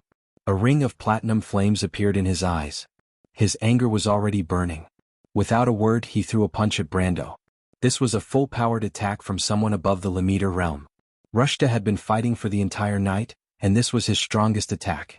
Under his punch, the ground of the Garden of the White Rose cracked inch by inch, and the broken stones and stone floated up from the ground as if they had lost their gravity. One could only imagine the power contained in the punch itself. "Be careful." Fane shouted angrily at his colleague. "Her Majesty wants to capture him alive. Without Irama's approval he can't use the sacred shield." The words were stuck in his throat. He clearly saw the sacred shield in Brando's hand flash slightly, and all of Julian's attacks were completely nullified. Absolute barrier. This was the legendary ability of the shield of Irama. This was impossible. Fane almost stopped what he was doing. He was not the only one. In fact, all of the supreme class fighters around Brando who were related to the Holy Cathedral of Fire could not help but pause. They all thought of a terrifying possibility. If this young man had Irama's approval, then, what did this mean? But this question was only meaningful to the experts. To the onlookers, Brando was not in a good situation. Little Nydivan, who was watching the battle from the side, frowned. He did not understand what was going on. He even asked anxiously, "Why isn't he using that thing?" The old Prime Minister patted him on the shoulder and shook his head. "The Count has his own plans. You are also the Prime Minister of the Empire. Calm down and show the magnanimity of a noble." Little Nydivan shook his head with a bitter smile. How could he remain calm? This battle not only determined Brando's fate, but also the survival of the Nydivan family. "Father, grandfather?" A soft voice came from behind the two of them. Old Nydivan and Little Nydivan turned around at the same time and saw the Prime Minister's daughter standing there in shock. "Delphian? This is..." Delphian's face was still a little pale. She raised her head, and her eyes happened to reflect the shocking battle in the White Rose Garden. She then saw the mountain maiden standing in the middle of the crowd. Her fiery red hair made her heart stop slightly. "These people..." Old Nydivan glanced at his granddaughter, shook his head and slowly turned back to answer, "These people, this day is his stage. Because some people were born to shine in an era." The Prime Minister's daughter had a complicated look in her eyes. But the color in the other pair of eyes was much simpler and more indifferent. Silver Queen Constance looked forward and watched a drop of her blood fly into the void. At this moment she didn't even care too much about the battle. The result of the battle was inevitable. But for this moment she had sacrificed too much. The Empire had also prepared for too long. Decades of waiting and misunderstanding. But if the world understood the meaning behind all of this, then she believed that all of this would be meaningful. She raised her head and saw the huge magic array forming in the void. Through this magic array she looked at the black moon in the sky. There she seemed to see the backs of two eras intersecting. Everything was ready. Under the arrangement of fate, rumbling sounds came from the sky. It was as if some invisible force swept away the dark clouds in the sky. The running wolves were forced to retreat. Above the clouds, the magic array of the elemental boundary fitted together like gears. They rotated in the sky, one ring after another. Every time the vertical axis moved, the silver lines of law swept across the sky for thousands of miles. In every corner of Wonde, hundreds of millions of people witnessed this spectacle. They saw the clouds shining, and then the shadow of a huge tower that reached the sky descended from the sky. In many places around the White Mountains, in the Silver Coast and Lubeck, and even in the distant Nine Phoenixes to the east, in the Dead Moon Inland Sea, in the polar regions north of Farnezane, and in the great glaciers, boundless darkness began to spread. The eternal night had descended. XX, judgment, light lost. The green sea was calm. In the darkness, the eyes of Eloranta reflected the huge tower. In the ever-misty forest, the singing of the elves and ghosts did not stop for a moment. The same scene was reflected in the exceptionally calm eyes of the Wind Queen. The huge tower hung alone in the sky. The rustling of the pine trees reminded Andina of the black pine forest in the Grimoires Mountains. She pushed open the door and walked out of her room. She looked up at the scenery in the sky, her eyes sparkling with brilliance. Freya was still talking to Princess Griffin in the room. The candlelight in the room flickered and a huge map was laid out. A letter was thrown to the side. The letter was opened and a corner of the letter was revealed. On the pure white letter paper, the pitch-black words were written in a somewhat distorted manner. At the beginning of the month, the Queen of Banshees, Yalvit, led an army to attack the front line of Gold City. The King of the Withered Lands, Lawson the Glutton, attacked the Silman area. A slightly tired but gentle voice sighed. "They're here. Mr. Knight never expected them to be wrong. Your Highness, Freya, you like Mr. Knight?" I want to give Mr. Knight a gift. Do you know what the best gift is, Freya?" "I don't know." It's a victory, Freya. But the royal faction, don't worry about them. I'm Haru's sister, the princess of the kingdom. This time I will fight for the dream that Mr. Knight shares with me. This was the story of the Year of the Sword. At the end of the year, the Black Rose of the Roman Tuat arrived as expected. At that moment, far away in the center of the empire, the Silver Queen was staring blankly at the lonely tower in the sky. It had a wholly white exterior and had once shone brightly for an era. Its name was also the source of the fire of civilization, Babel. It had fallen and now it had returned. On the battlefield, Prince Ognos was roaring angrily as he pounced at Brando. He gripped a gleaming blade tightly in his hand. The rumbling sound echoed through the clouds. All access to Tiamat and the elemental border had been opened. Scarlet tried her best to speak loudly to Ovina so that her voice wouldn't be drowned out. And then? She asked loudly. Ever since the planeswalkers left, this was the first time the lines of law between heaven and earth had become so active. Constance looked at her hands in disbelief. This was the power of the divine people. It was even more powerful than she had imagined. Legend had it that the gods could control the network of laws above the elemental border. At that moment she could clearly feel the connection between the entire world and herself. It was as if she could control the world with the lift of her hand. There seemed to be a stream of light flowing before her eyes. Amidst her astonishment, she saw a silver screen of light appear before her eyes. On the screen were complex words from the oldest civilization. The jumping symbols and words were incomprehensible to mortals, but she could barely make out the meaning. Authority granted? The Silver Queen finally smiled. It was as if she had returned to the modern world. She saw a pair of wings made of light growing out of Prince Ogios's brown bear-like body. A set of ancient yet strange armor covered his body. He raised his hands high, and the dagger in his hand turned into a shining two-handed longsword. A pillar of light fell upon him and covered his entire body. A warrior's bloodline, although low, was at least different from mortals. Constance raised her hands slightly. After waiting for so long, she finally got her reward, and it was even better than she had imagined. Babel was born. An era had returned. And then? A strange light reflected in Ovina's eyes. It was frighteningly bright. She made a very human-like gesture and licked her lips. And then all that's left is to wait. Can you really help the Lord? Scarlet asked loudly. Perhaps, Ovina answered. You should trust him more. The sudden surge of power made Ogno's entire body burn. It was as if endless power filled his body. There was no explanation for this, but perhaps there was one. I am the chosen one, the destined ruler of this world. His mind was in a frenzy. He roared, gripped his sword with both hands and slashed down at Brando with all his might. There was a loud clang. Ognos felt his hands go numb. Then to his shock he realized that he had been blocked. But what blocked him was neither Brando's sword nor Brando's shield. It was a strange card. None of the supreme class fighters around him noticed, but he could see that card. It was a black and white card. The surface of the card was made of some unknown material. It shone with a strange light. It floated in midair, blocking the blade in his hand. It exuded an indestructible aura. There was no sound in the void, but Ognos clearly heard a thunderous shout in his heart, telling him what the essence of the world was. That was the law. That firm order seemed to form a world of its own. Brando reached out his hand and tapped lightly on the card. Countless mysterious patterns spread from the card, as if they were telling of countless stories that had been buried in history. They were moving and touching. They were the crusades that knights raised their banners, the promises that warriors kept with their lives. It had a name. It was called loyalty. Loyalty knows no place or time, life or death. Chapter 1098. The card was rising into the sky. The energy in the dark elemental pool quickly dissipated, and Brendel saw countless dark tentacles growing out of the card. These tentacles plunged straight into the ground, and in a flash, they were connected to the other world beneath the Lust Tower. Two powers from different laws met and came to an agreement.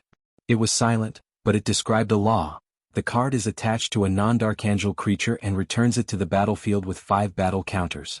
The creature has indestructible and anti-all powers. Even if the creature is removed from battle or placed in a graveyard, the ability will take effect after a long time. Maintain a face. At that moment, Ognos looked up. Richard, Julian, Willick and Fane looked up.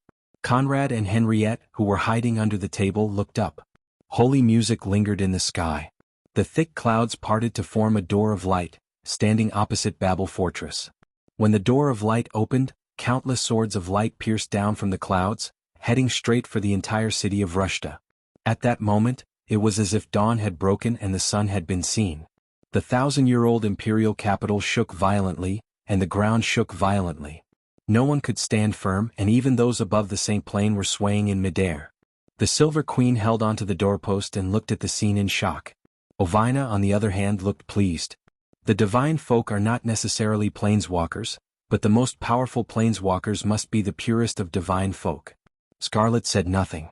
She looked at the Lord in the crowd with reverence in her eyes. The female knight continued, because only they can connect to the outermost rules of Martha's network. That is the language of the world, the power of existence. An angel descended from the sky. It was male or female and had no facial features. Lightning and fire filled the sky and formed a pair of wings behind it. It was as if countless people were chanting behind it. The sound of singing filled the sky. Behind it was like an illusion. Half of it was the twilight war of the gods, and the other half was the gilded Chongqing temple. It walked down from the clouds, and there seemed to be an invisible staircase in the void. With every step it took, the Flame family knights and Lemeters closest to it in the air would be set ablaze, and they screamed as they fell from midair. It looked at Brendel, then pointed its finger forward. Richard, Willick, Leo, Finn, and Urien, who were in front of Brando, spat out a mouthful of blood at the same time and flew back. Iroma was a holy angel, and under the loyalty of the Planeswalker card, her power was infinitely close to that of a demigod. He had fought against Milo's will in the Dead Frost Forest. At this very moment, Iroma was the demigod will that ruled over the skies of Rushta. In the blink of an eye, the Empire had lost 3 Lemeters and severely injured more than 5. Only a few Lemeters who had yet to attack Brando, as well as the witches and magi who were still chanting their spells, remained. Constance couldn't believe what she was seeing. Even in her deepest nightmares, she had never imagined a scene like this. The guardian of the Empire for thousands of years, the angel Iroma, had appeared in front of her and stood behind her enemy. What was wrong with this world? Originally, it was the most inconspicuous part of the whole plan, but now it almost overturned all the cards on the table. In the air, Dragon Queen Gwendolyn was the first to retreat. She looked at Iroma in the air and Brando on the ground in surprise. Her eyes were filled with the most fanatical colors, but she muttered to herself. So it's like this. This is just right. Brando didn't even look at the two of them. Instead, he turned to look at Ogios, who was the only one in front of him, and said, "Do you remember what I said to you before?" The latter opened his mouth wide and froze. Brando's gaze passed through him. A pillar of fire descended from the sky and turned the Highlander prince into ashes. The latter didn't even have time to scream before he completely disappeared from this world. Everyone who witnessed this scene couldn't help but keep quiet out of fear. "Stop it." The Silver Queen, who was in a daze for a long while, finally reacted. She couldn't help but shout out in rage. Ogios was an important part of her plan, and yet he was killed by Brando just like that. Brando then looked at her and replied, "Your Majesty, I've said before that Scarlet's will is free. I hope you can respect her wishes." The Silver Queen took a deep breath. She couldn't understand how a mortal who wasn't even Su Ying's person could have such great power. She clearly saw Brando's blood. It was the filthy blood of the Iron Folk. "You." She gritted her teeth and asked, "Who on earth are you?" "I'm the descendant of Darius Cardeloso, a mortal," Brando answered without hesitation. Was there such a mortal? The few sword saints who were lying on the ground in a daze had this strange thought in their minds. The Silver Queen gritted her teeth so hard that they made grinding sounds. Brando continued, "Your Majesty, Iroma has protected the people of Cruz for 1,000 years.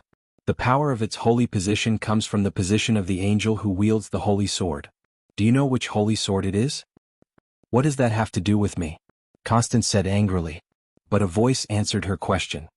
"It's the holy sword Amber." Medish's voice rang out. The Silver Elf Princess was previously engaged in a battle with an ultimate sword saint. But now that the ultimate sword saint had been reduced to ashes, she finally had the time to speak. "That's the holy sword that mortals control their own fate. The sword is engraved with the promises of the ancient spirits to this world. Everyone can control their own fate. And mortals, it was with this spirit that they resisted the invasion of dusk. And the sages, it was with this spirit that they resisted the rule of the dark dragon. 1,000 years ago it was like this. 1,000 years later it's still like this." "Humph, what a joke," the Silver Queen interrupted her. These are just lies made up by the Silver Elves, the Bugas and the Four Sages. The mortals stole the authority that originally belonged to the gods, so the gods left. Unfortunately, you don't understand at all. The power that the mortals obtained is not even worth mentioning compared to the true gods. She glanced contemptuously at Emma, who was still in midair. A mere holy position that isn't even a demigod? Is this what you're relying on? Very well, I'll let you see the true power of the gods. Constance raised her hand. The blood of the divine people flowed in her body, powerful and pure. But at this moment she felt a little regretful. Unfortunately, this wasn't the purest blood. But it didn't matter. The entire plan was about to go back on track. With this thought in mind, she pointed her index finger at Brando. Everyone saw that the reflection of the Tiamat Codex in the sky outside the elemental border suddenly formed four shadows. Four giant magic circles began to rotate slowly. After the clouds dispersed, four giant arcs of light hundreds of miles wide appeared directly above Rushta, overlapping each other above Brando's head, forming a majestic and mysterious magic circle. Every single person below the formation was shocked. At this moment, they all felt as if they were being locked down by a powerful and unstoppable will. This is. Royal suddenly stopped his spell and looked at what was happening in the sky in shock. Why did the level of the magic network increase? A spell beyond the 14th circle, Saipan added in a low voice beside him. Beside him, Scarlet's face was pale. She almost instinctively reached out to grab Ovina's hand, but she grabbed nothing. What's going on, Lady Ovina? But Ovina was smiling. Don't be afraid, little girl. Just wait and see. The show has just begun. A terrifying aura pressed down on the sky above Rushta, making it hard for everyone to breathe. The wolves running outside the city and the frenzied children of evil even stopped and looked at the sky with fear. Thousands or even tens of thousands of years ago, it was this power that had made them their enemy. Silver Queen laughed maniacally. What do you think the divine people are relying on to fight against the Twilight Dragon? With those laughable tricks of yours? How foolish. She looked at Brendel with some satisfaction, hoping to find fear on his face. But unfortunately, she was destined to be disappointed. Because Brando's expression was blank. In fact, he couldn't help but be blank. Because the moment the Silver Queen activated her powers, he realized that his retina was being washed. This was something that had never happened before. His game system seemed to have gone crazy. Suddenly, numerous inquiry boxes popped up in front of him, and various menus flew in like snowflakes. This situation was a bit like the situation when his computer was infected with a virus. One after another, light screens opened in front of him, and a stream of data poured down like a waterfall. There were all kinds of information on it, and finally, it stopped at a picture. Of course, it wasn't a blue screen. It was a light purple screen.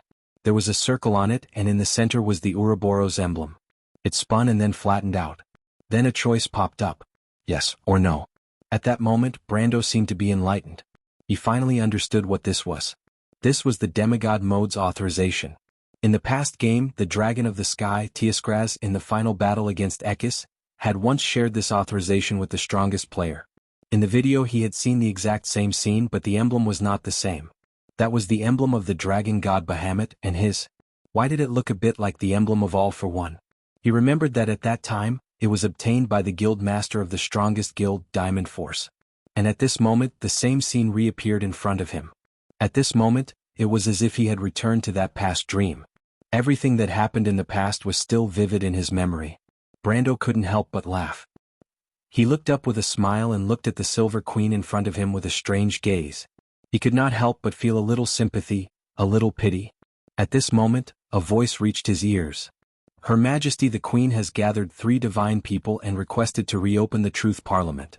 As the inheritors of the Azure Lance, Scarlet and I have strictly examined her request. We have agreed to this request and temporarily assigned Tiamat's authority to all the authority holders present. The highest authority record is the Throne of Destiny with the emblem of Martha. The lowest authority record is the Warrior with the emblem of Tiamat. Recording complete. The meeting will last for 15 minutes. Ovina's voice paused. Little one, hurry up. Brando was stunned. He glanced at the Silver Queen and wondered if he was one of the 3 divine people. But judging by Her Majesty the Queen's behavior, she did not seem to consider him as one of them. But that was not important. He waved his hand lightly. It was a casual gesture.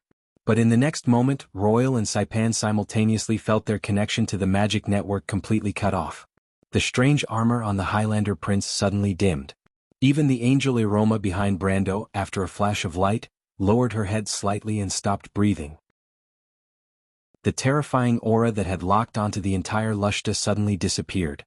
Everyone looked up and saw the Tiamat magic circle in the air begin to rotate and reset.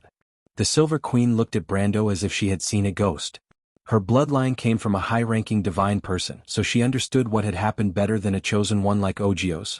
The network of law was cutting off all ports except for the highest authority. How is this possible? You're just an iron person. She felt a chill run down her spine and even began to tremble.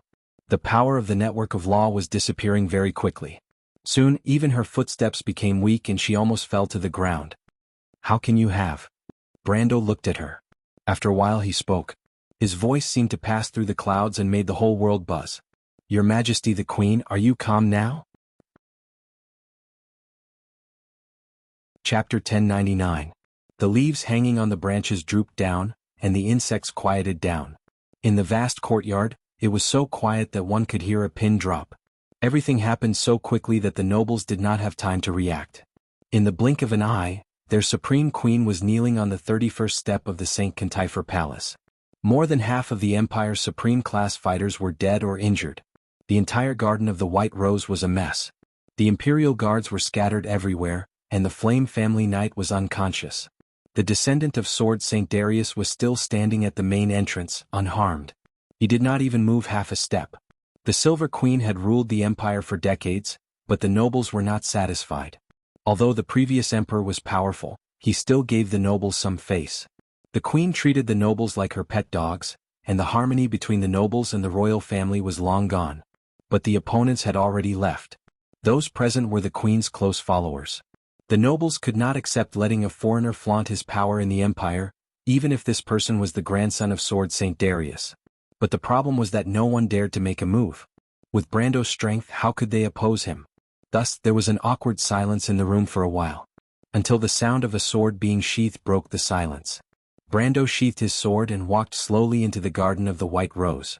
After he mocked the Silver Queen, he did not even look at her. He just walked straight to the stunned mountain girl. Scarlet looked at him blankly. Her expression was blank and it was a little funny. She seemed to be under some kind of spell and froze on the spot. Until Brando walked to her side, he reached out and tucked the messy hair in front of her forehead behind her ear. He said to her, "Sorry I'm late, Scarlet." Hundreds of people watched the scene in silence. The nobles of the Empire were speechless. Medicia's eyes were filled with gratification and envy. The Shire and Mephistopheles smiled. Vahina bit her lower lip. Endrique looked away in boredom. Old Nydivan and the Archduke of Flowerleaf shook their heads. They did not show their emotions like the young people, but they did not know what to say. On one hand, they had witnessed the birth of a legend, but the stepping stone was the Empire. If this had happened in Fanzan, even the two old men would have been able to talk about it for a long time. But it happened to be in the Empire. Delphian watched this scene with a complicated expression. Everything she knew seemed to have been completely overturned in the previous moment. At this moment, the Prime Minister's daughter's mind was completely blank. She suddenly felt an indescribable pain in her heart, and even her fingertips turned slightly white. She could not see her inner thoughts clearly, but the shyness on her body gradually faded. After such a long journey, she had quickly matured. When Brando brushed her hair behind her ear and felt the heat from his hand, the mountain girl trembled slightly. She silently lowered her head and leaned against the Lord's warm chest. She began to sob. This was completely out of Brando's expectations. The mountain girl's boldness was like a sharp arrow that struck his heart, but he did not even have time to react before a deep heartache surged into his heart. He could clearly feel how thin and weak the girl was in his arms. Her shoulders trembled slightly, as if countless days and nights of uneasiness and fear that could not sleep had seeped into her heart. The helplessness and sorrow of being at the mercy of others was so deep and heart-wrenching. Only those who had experienced it personally could understand it, and those high and mighty figures simply could not understand it. At this moment, Brando could only think of Erwin, who was burning in flames. At that time, their fates were so similar to this girl's. He and the others who had lost the support in their hearts were even more helpless than Scarlet at this moment. Silently, he could not help but hate the Silver Queen even more in his heart. But it was at this moment that he felt something cold and soft touch his lips. This was not a small matter. Brando widened his eyes and found that Scarlett's arms had unknowingly wrapped around his neck. She raised her head, closed her eyelashes slightly trembling, and the cute fine hair on her cheeks could be seen clearly. Brando seemed to have been hit by a strange magic, and was completely unable to move. Hundreds of imperial nobles watched this scene unfold with their eyes wide open. They looked at the two young people who were kissing, and they were unable to make a single sound. For the nobles, this was such a beautiful scene. A knight saving the princess, perfectly in line with the pursuit of beauty and romance of the upper class of the empire. But what made them feel awkward was that they did not know how to face this scene. They did not even dare to look at Her Majesty, lest she see that their hearts were shaken. Scarlet is so brave. Medisha sighed softly. But even I have to admit, the Shire replied, this is a reward that the Lord deserves, and this miracle is worth a kiss. I really can't say which one is more valuable between the two. Mr. the Shire, please be careful with your words. Medisha glanced at the unruly wizard. Don't worry, I'll keep it a secret in front of the Roman lady. But I don't think she'll care. The Shire winked. This time even Medisha was speechless. Her face was also red. Old Prime Minister Nidevan did not express his opinion. He was rather old-fashioned when he was young, and the previous emperor had taken a liking to his steadiness. However, he was still tolerant and lenient towards young people. The Archduke of Flowerleaf chuckled, as if he was reminded of his own romantic and unruly youth. He patted his daughter's shoulder lightly. What a good lad. Father, Vahina snorted fiercely, I'm running away from home. Running away from home again? The Duke of Flowerleaf could not help but laugh. The girl rolled her blue eyes. As for what she was thinking, it was hard to say. The Silver Queen was also watching this scene. He's completely different from his grandfather. At this moment, the Queen had such a strange thought in her mind. Even the depression and pain from her failure had mostly dissipated. She knelt on the cold marble floor. The reflective floor could almost reflect her beautiful face. It was a face that was not eroded by the passage of time. In that face she saw herself when she was a princess. That was such a good time. Unfortunately, she could barely remember it. When did things start to change? She thought silently. It was a dark and deep corridor. On both sides of the corridor were arched windows, and the arched windows reflected many memories of the past. She saw the wilderness of the Four Realms, the beautiful spring scenery, the sunny courtyard, herself and her sisters, her brother and her father, the great Emperor Grantakri. It was like something that happened in another dream. It was hazy like the moon in the water. She saw countless banners, and the glory of the empire had just begun. Her father passed the throne to her, and she passed it to her brother's first son. She saw the glorious palace, and the empire's territory expanding in all directions under her gaze. Then war broke out, and the knights bravely attacked the army of the undead. Decades later she grew old and her face was full of wrinkles. The empire grew stronger day by day, and she gradually could not remember the things of her youth. However, a flame still burned in her heart. In the end, I did not go against my father's wishes. She stood in the darkness and saw everything that had happened in her dream. Her bare feet stepped on the cold floor and she looked at her old self.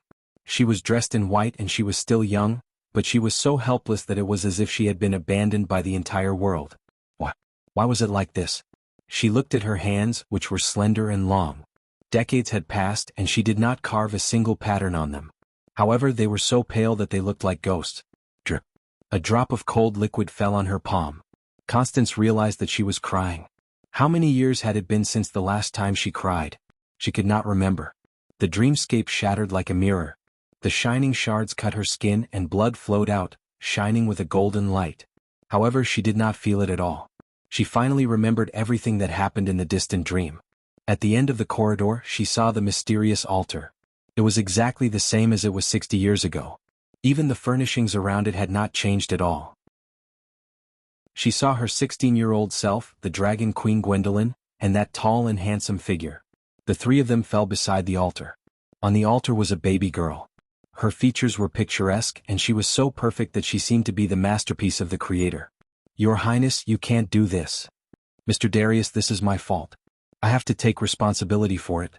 Do you want to watch the whole world die with us? Lady Gwendolyn, you have to stop Her Highness. Gwendolyn, you are a court warlock. You are responsible for the survival of the Empire. Help me complete this ritual. But, Your Highness, Gwendolyn, there are many princesses in the Empire, but there is only one wand. Your Highness, I have made up my mind. If I can protect the Empire, protect this land that I love deeply, it is also my greatest wish. The Silver Queen looked at her 16-year-old self in a daze.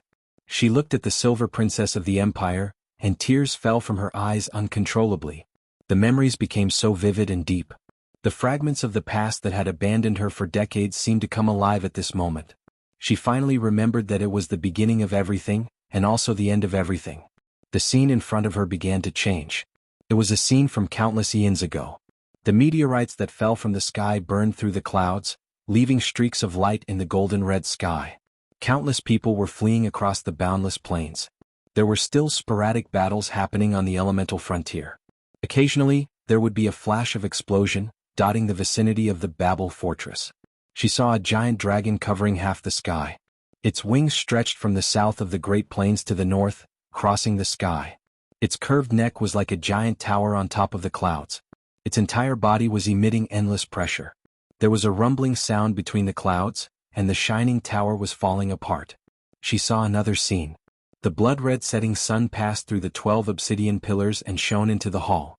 The crystal lattice network on the smooth floor shone brightly. A group of people in robes was slowly walking into the hall. One of them raised his head and looked around. There were a total of 13 people around him. They wore the same robes but different colors. I suggest that the Truth Symposium be activated. A voice said. Agreed. The Truth Symposium agrees. The Ring of Ashes agrees. Agreed. The person she saw was wearing a robe with red on the left and black on the right. There was a dark gold collar at the collar, and the robe was wrapped with an Ouroboros. Another voice said. The Silver Eye is in charge of recording the meeting and will not participate in the voting. The speaker was wearing a gray robe with a silver collar. The emblem on his robe was a giant round door. A long and narrow eye grew out of the door, as if it was looking down at the world and everything. A voice appeared in the Silver Queen's mind. The Eye of Quinnen, the Silver Symposium. The people on both sides of this person were wearing the same attire, but the emblem on the giant door was different. One was an evergreen spear and the other was a silver scale. The administrator of the Gate of Arbitration is absent. One of them said. Then the judge will not express his opinion. Another person agreed. The arbitration tribunal will withdraw from the meeting. The person in charge of the Silver Eye said immediately. Agreed. The host of the meeting said. The Earth Legion appoints Odin as the plenipotentiary. The two people on the right spoke. They were wearing black robes with golden collars. The emblem was the 7 stars in the ring, but the stars were different. Two voices sounded in her mind. The Dragon of Fury, Alphonse. The Dragon of Wisdom, Crystal. Then, the next moment, the Silver Queen saw everyone looking at her. I agree, she answered automatically. Passed. The host raised his hand. Next, we will vote by absentee. Those who object take a step forward. There was dead silence in the hall. All votes.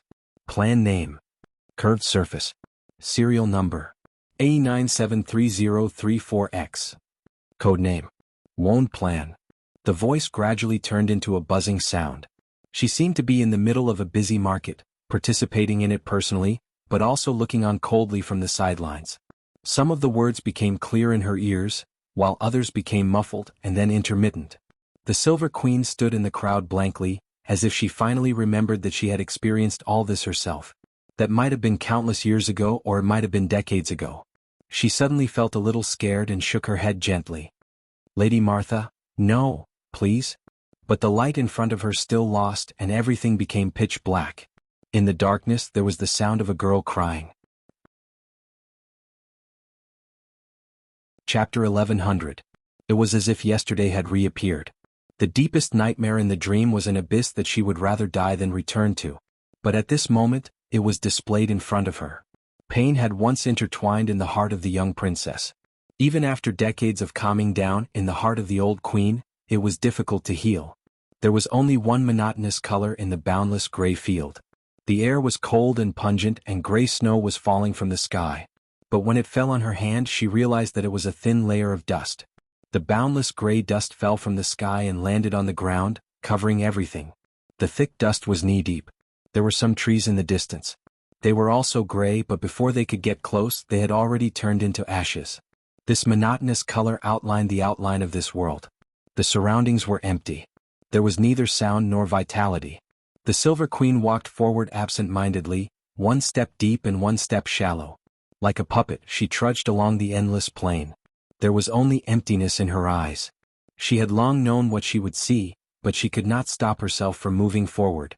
Occasionally there was a rumbling sound above the thick and heavy dark clouds. A blood-red lightning flashed through the clouds and zigzagged into the distance along the clouds, lighting up the undulating mountains in the distance. This was the only evidence of the passage of time in this world. She did not know how long she had walked. The world was forever empty until she saw the shadows of some tall hills. There were some corpses of giant beasts. Some were like giants, some were like dragons. Their surfaces were covered in thick dust and they were motionless. Some might still be in the same state as when they were alive. It was as if they had experienced a tragic disaster, freezing the last moment of their lives at the end of time. But they had long been silent. A mountain appeared in front of her. It lay there quietly. It was like a giant dragon. Its whole body was made of cold metal, but the surface of the metal was transparent and shining. It was covered with a crystal grid. She shivered slightly. But she still could not stop her hand from gently touching it. It was cold to the touch. There was no organic matter on the surface, but the giant body responded with a gloomy aura of death and suffocating sadness. Tears rolled down her face uncontrollably. She let out a whimper like an injured beast.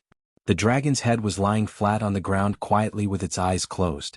2 of its 3 pairs of horns were broken, and its wings were drooping down, covering an area of 100 miles.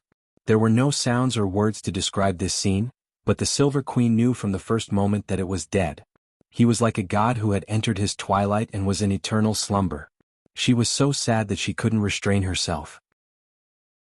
It was as if a sharp blade had stabbed into her heart. She couldn't help but cry out loud. 60 years ago, she was here crying like a helpless child. Because all hope was lost. The name of this dragon was Bahamut. It was the king of all dragons, the platinum dragon god, the symbol of courage and hope for mankind. It had protected Wone for tens of thousands of years. But it was dead. Without a sound. With tears and wounds, the Silver Queen finally stopped crying. She bit her lower lip coldly and walked around the mountain of corpses and the huge head of the dragon. She silently walked along Bahamut's cold chin, and then a tragic and desperate doomsday unfolded in front of her without any warning. She shivered and tried hard to stop herself from looking at this scene. The deepest fear in her heart rose. She gasped and couldn't help but lean on Bahamut's body. It was a battlefield. Hundreds of millions of corpses were scattered in it. Huge clusters of crystals, dying dragons, heroic human knights, the bones of griffins, giant insects, elves, dwarves, each maintained the last posture of their lives and stood quietly on this battlefield. It was quiet and cold as before. Then she saw the dragon of war, Tiamat, crystals and Alphonse, Sanglan and many other gods. They were all dead. These great beings had disappeared with the whole world. In the gray and lifeless air, the elements floated wildly, like a bunch of dispersing electric currents, struggling in the wilderness. The laws that bound them had long disappeared. The foundation that civilization and order relied on to maintain was gone. She walked forward numbly until a knight came into her sight. In the middle of the corpses of the 4 elemental kings, the knight stood proudly with a spear in her hand. The green spear in her hand was like an emerald, lighting up the only bright color in this world. But the spear was broken in half, and the knight's heartbeat had been silent for a long time. She had also passed away. That young and immature face was full of serenity and determination, but it deeply pierced the Silver Queen's heart. It was exactly the same as when she knelt in front of this knight 60 years ago. There was only endless sorrow in her heart. No matter how she struggled, she could not change history in the end. The world was still the same as what she saw 60 years ago, sliding into the same trajectory. She had failed. She was too weak to do anything. She suddenly felt how ridiculous she was. She thought she had seen everything clearly, but in the end she was still too stupid. It turned out that this was the sorrow of the mortal world. At the moment when the curtain fell, no one could break free. They were like puppets on the stage, and their fate was never in their own hands. She looked in front of her silently. That was the end of the world. A lonely cliff stood in the void, and flashes of lightning intertwined in the sea of chaos. The elements were falling apart, and the cornerstones of the world fell off piece by piece, collapsing into the billowing clouds. A long whimper came from the chaos, resounding through the sky. A giant beast was cruising in it, its back cut through the void like a towering mountain range. The Silver Queen stared blankly at this terrible creature as it turned its body over, and its giant fins almost swept the world. That was Leviathan, a giant beast that was born in the chaos. Lord Martha. What? The Silver Queen suddenly murmured. At the end of time, this is the inevitable end of our world. I'm sorry, my people. A gentle voice stroked her heart. But I've tried my best to change it. Why? Because the price is too heavy for us. We put our hope in the hands of the Black Iron people. We don't have the power to do it again, but I tried to correct that mistake. If you could, no, I've already failed. She shook her head in pain. Lord Martha, I'm sorry. The mortals stole your authority, but I can't return it to your hands. The mortals stole my authority, but you might be able to choose another path for our world. But I've already failed. She suddenly froze. She spoke with a trembling voice. Lord Martha? The mortals stole my authority, but you might be able to choose another path for our world. The gentle voice repeated. The mortals stole my authority, but you might be able to choose another path for our world. The mortals stole my authority, but you might be able to choose another path for our world. The Silver Queen seemed to have been struck by lightning, and her face quickly lost all color. She trembled and stepped back, and then she bumped into a soft human body. She turned around abruptly and saw the Dragon Queen Gwendolyn in front of her. You haven't failed, Your Majesty. The latter's voice was unusually gentle, and it overlapped with the former's voice. Gwendolyn looked down at her with a slight smile on her face. The Silver Queen opened her mouth, and there was deep fear in her silver eyes. What? The latter stretched out her hands and gently cupped her face and smiled gently at her. You are so innocent and kind. Your heart is pure and flawless. Your Highness, no one is more suitable than you to carry that will. Gwendolyn lowered her head and kissed her gently on the forehead. Good night, my baby. The Silver Queen's eyes lost focus, and there was only endless regret left in her heart. Darkness spread in her field of vision. Your Majesty. Your Majesty. Your Majesty, what's wrong? The entire White Rose Garden was in an uproar. Everyone immediately noticed the abnormality in the Silver Queen, and the order among the nobles seemed to be in an instant. Everyone rushed to the center of the garden in a panic. Under everyone's gaze, the Silver Queen fell to the ground, face up. She looked at the sky in a daze, and blood gushed out from her eyes, nostrils, ears, and mouth. Her eyes were empty, and there was the sorrow of a dying person. Until a person slowly walked out from the crowd and came to the side of the Supreme of the Empire. At that moment, everyone fell silent and involuntarily made way for this person. Your Majesty.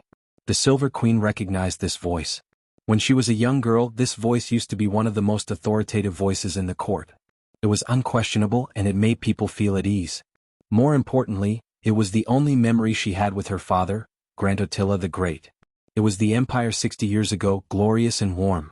The empire of that era had two voices, as if as long as the owners of these two voices still existed in the empire, the country would continue to be stable and strong. Lord Nydivan. At that moment, Her Majesty remembered a lot. She even recalled the past in St. Cantipi Palace, the memories of every learning under the supervision of various strict teachers. The history of the empire, the glory of the royal family, the faith of the people, were all engraved in her heart. The queen, who was like a young girl, smiled slightly, but she was so weak that she could barely show such an expression. I was wrong. I'm sorry, I failed to live up to my father's expectations. Old Nydivan pursed his lips and he couldn't say a word. He witnessed the growth of the princess with his own eyes, and watched her become the pride of the empire. She was the most outstanding princess of Cruz, and the most glorious and proud princess in the eyes of countless people. He then watched her ascend to the throne and watched the empire prosper under her rule. Suddenly, when he looked back, the gentle and smart princess seemed to still exist in his memory of yesterday. She was sitting next to an arched window in St. Cantipi Palace. The bright afternoon sun passed through the floating dust and quietly fell on her knees. Her eyes were bright and clear, and she carefully listened to the detailed and trivial history and knowledge. Teacher, I hope that the 4 holy cathedrals can return to the era of glory. In the distant future, we will open up a wider territory. Perhaps the civil war between civilizations will be eliminated because of this. I have to prove that what the 4 sages did back then was correct. One day, once we succeed, people will no longer be confused. Old Nydivan suddenly felt that there was someone beside him. He turned around and found that it was the great Holy See Vala.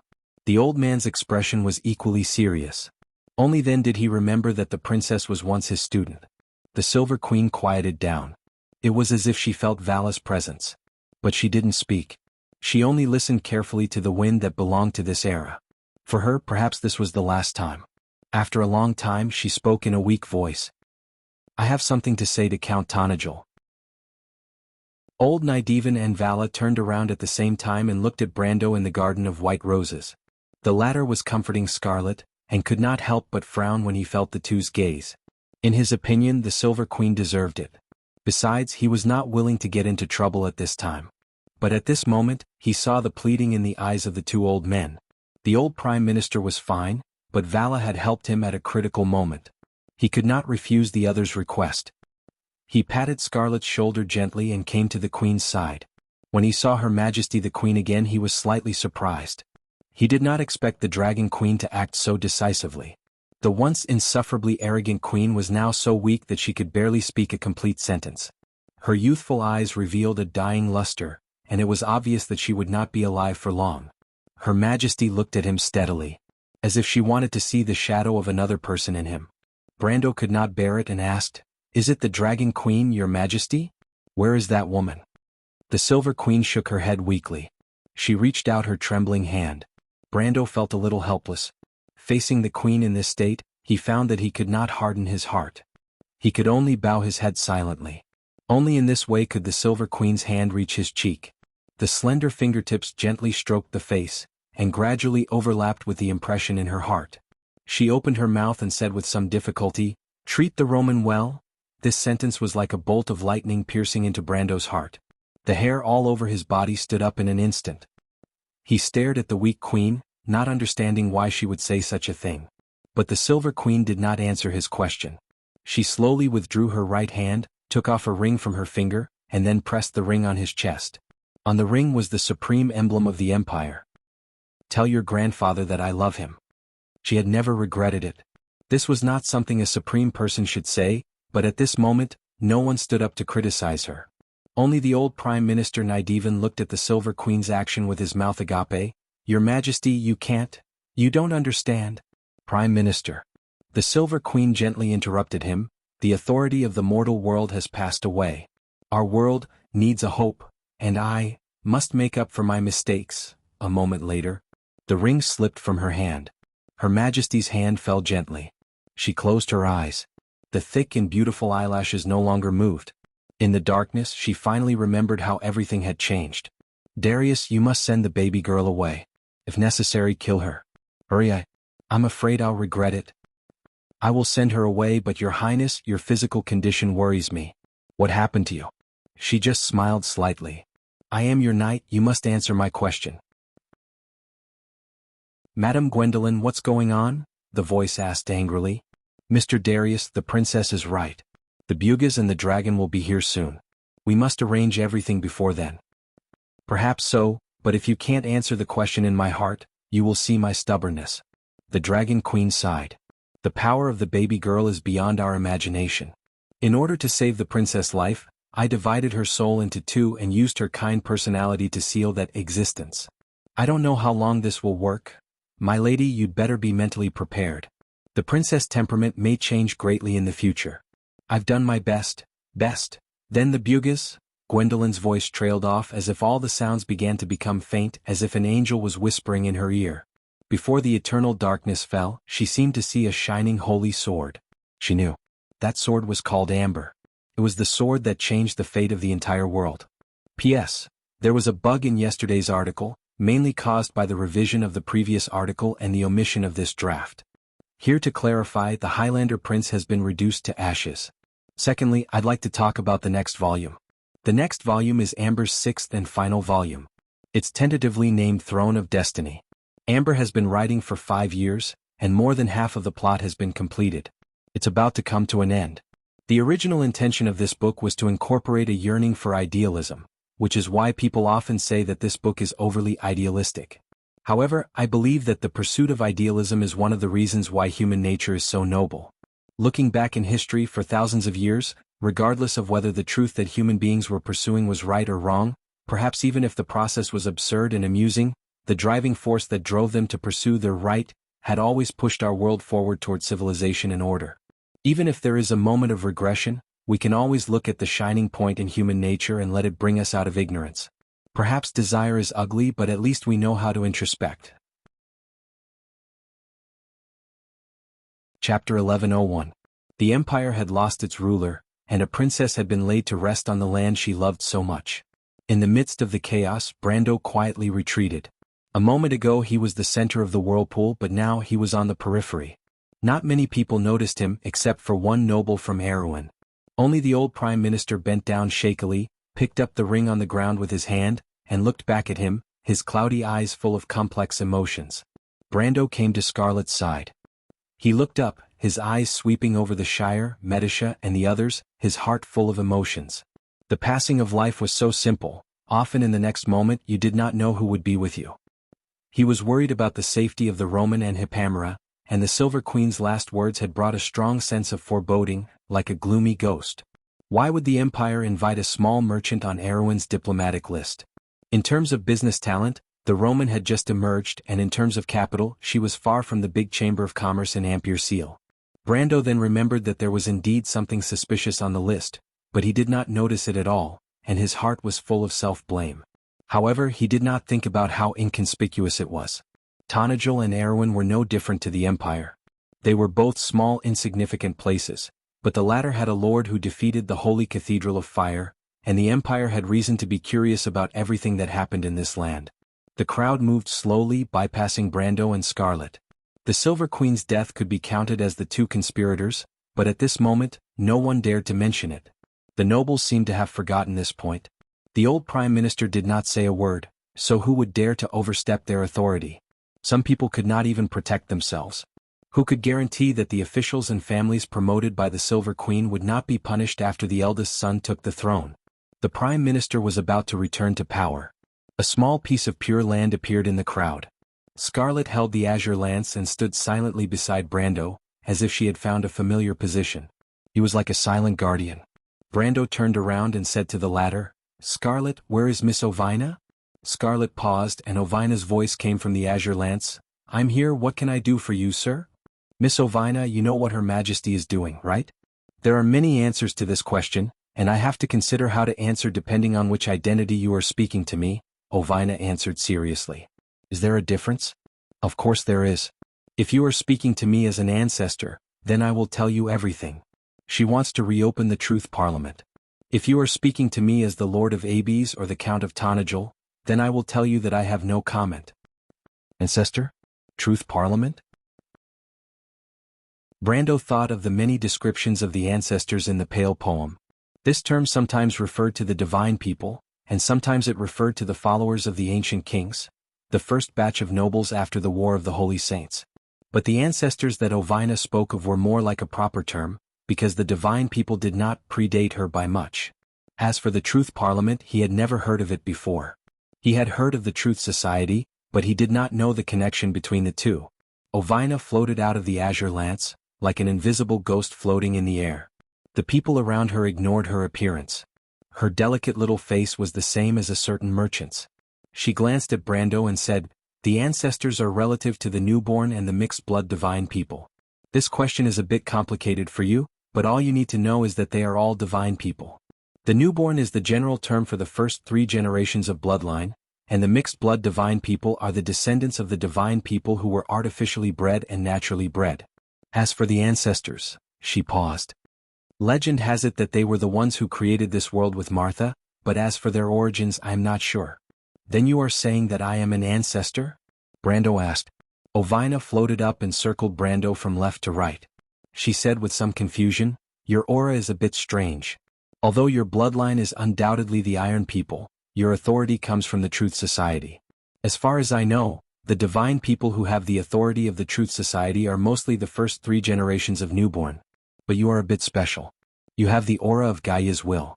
Only the ancestors and Lady Martha are born from Gaia's will." Brando did not catch the main point of this sentence.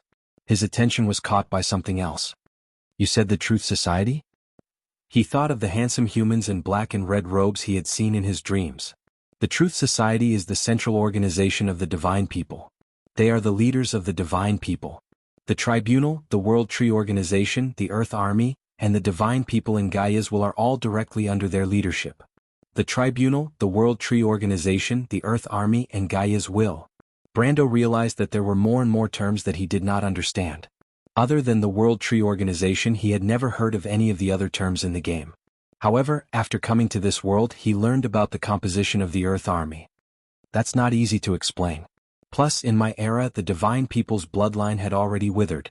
Much of the knowledge from the previous eras was lost. However, you can understand it as an existence similar to the Pantheon or Hall of Valhalla in the Legends of Mortals. It is just an organization for the divine people to perform their own duties. Then you said that my authority comes from the Truth Society. Is it because I am a planeswalker?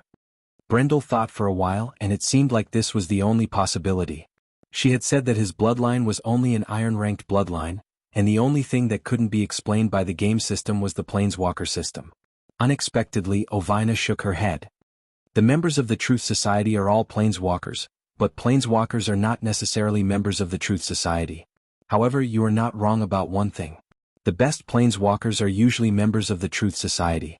Planeswalkers are the authority given to them by Martha. At first, this authority was exclusive to the Truth Society and the Tribunal. Later, it became more and more fragmented. Even some of the lesser divine people can become planeswalkers. The Odin, Tumen, and Kelsey that you are familiar with are such planeswalkers. Brando was stunned. He even forgot his previous question. Odin, Tumen, and Kelsey aren't the best planeswalkers? Then what kind of people are the best planeswalkers? Ovina smiled condescendingly. Even my previous master, the Knight of the Azure Sky, could only be considered a qualified planeswalker. As I said, only members of the Truth Society can be considered the best planeswalkers. But, no buts. I know you are curious, but you only need to know the history of the first generation of planeswalkers to understand. Although my knowledge is only a small part of the 6 eras, I can tell you responsibly that the first generation of planeswalkers were the people who created this world with Martha. Brando was stunned. For a moment he couldn't say a word. The people who created the world with Martha, didn't that mean they were the creators of the world? Only now did he understand what Ovina meant by the best planeswalkers. Ovina continued, before the 6th era, planeswalkers could easily destroy the world and create it again. They also used this method to escape the first few nightfalls. Brando didn't raise too many questions about the 6th era that Ovina spoke of, even though this sentence was already overturned for the average scholar. In the more common chronology of the continent, scholars divided the past of Wond into 3 eras. One was the Chaos Era and the other was the Dark Era. The Chaos Era and the D.R. Era were divided by the azure lance shattering the sky.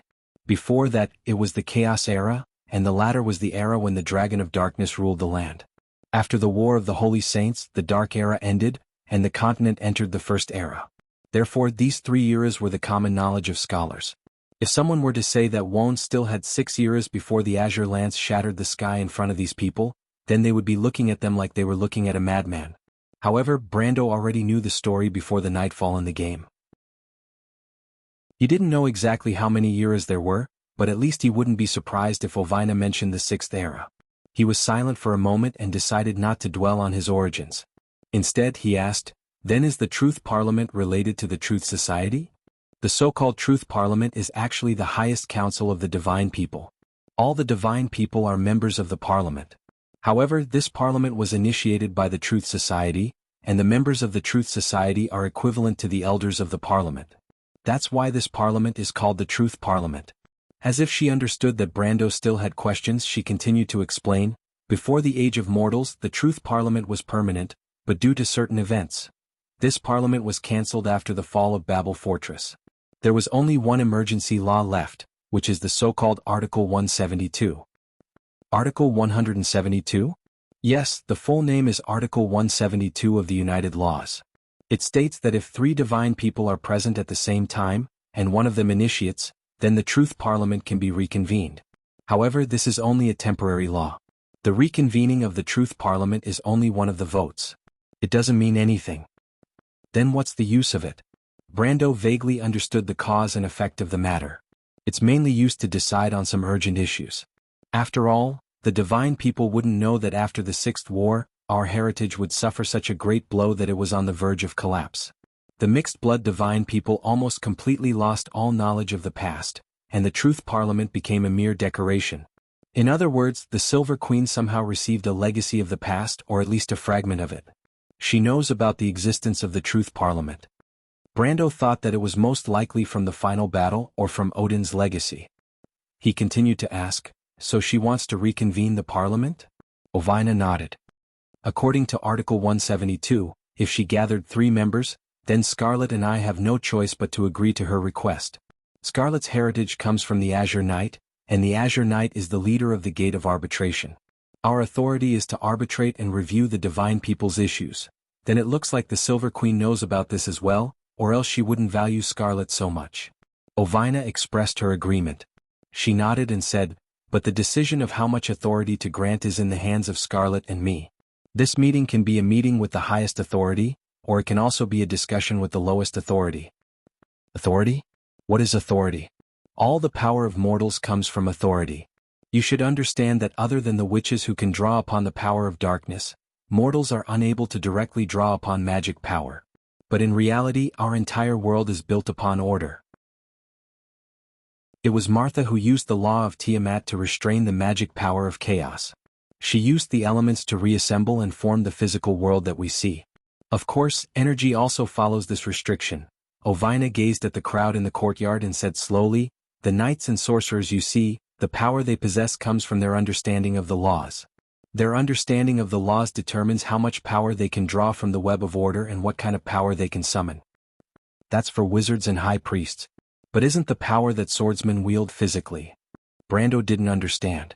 Wizards used the law to draw upon magic, high priests prayed to a higher being to draw upon holy spells, and elementalists used the law to draw upon elements. He could understand that, but what kind of law did swordsmen draw upon? Before reaching the elemental level, swordsmen's power was purely physical. So swordsmen don't have to go through the elemental level? Ovina countered with a question. Not to mention that your muscles, your hair, your bones, and the bodily fluids in your body are all made up of the elements and laws that make up this world. Your physical strength also has to follow the laws of physics of this world, doesn't it? She pointed at the palace knights. These people are usually the lucky ones. Because for mortals, the process of understanding the law is very long. The Black Iron people are born without the ability to wield the power of order. They can only learn and understand the many laws and orders that exist in our world. Many of them can only live their entire lives as mortals. And for the gold and silver people, from the moment they are born, they are often more powerful than many adult mortals. Is this because of the knowledge that came from the embryo?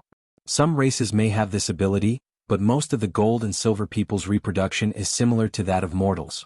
Where does their power come from? Ovina looked at him and asked word by word, this is the authority. It is the authority that the law of Tiamat grants to higher beings. They don't need to learn because the understanding of the law is integrated into their blood. It is like an instinct. For some of the higher beings, the authority itself is synonymous with order. For example, the divine people. Chapter 1102. People of the Gods. This term was sacred and distant, but at that moment, it seemed so real and so close. Brando was silent for a moment. He was so engrossed in the conversation that he didn't even notice that dozens of notifications had popped up in his records. His scholar level and several skills and knowledge under it had leveled up by more than 10 levels. But the latter didn't notice it at all. I understand, he answered.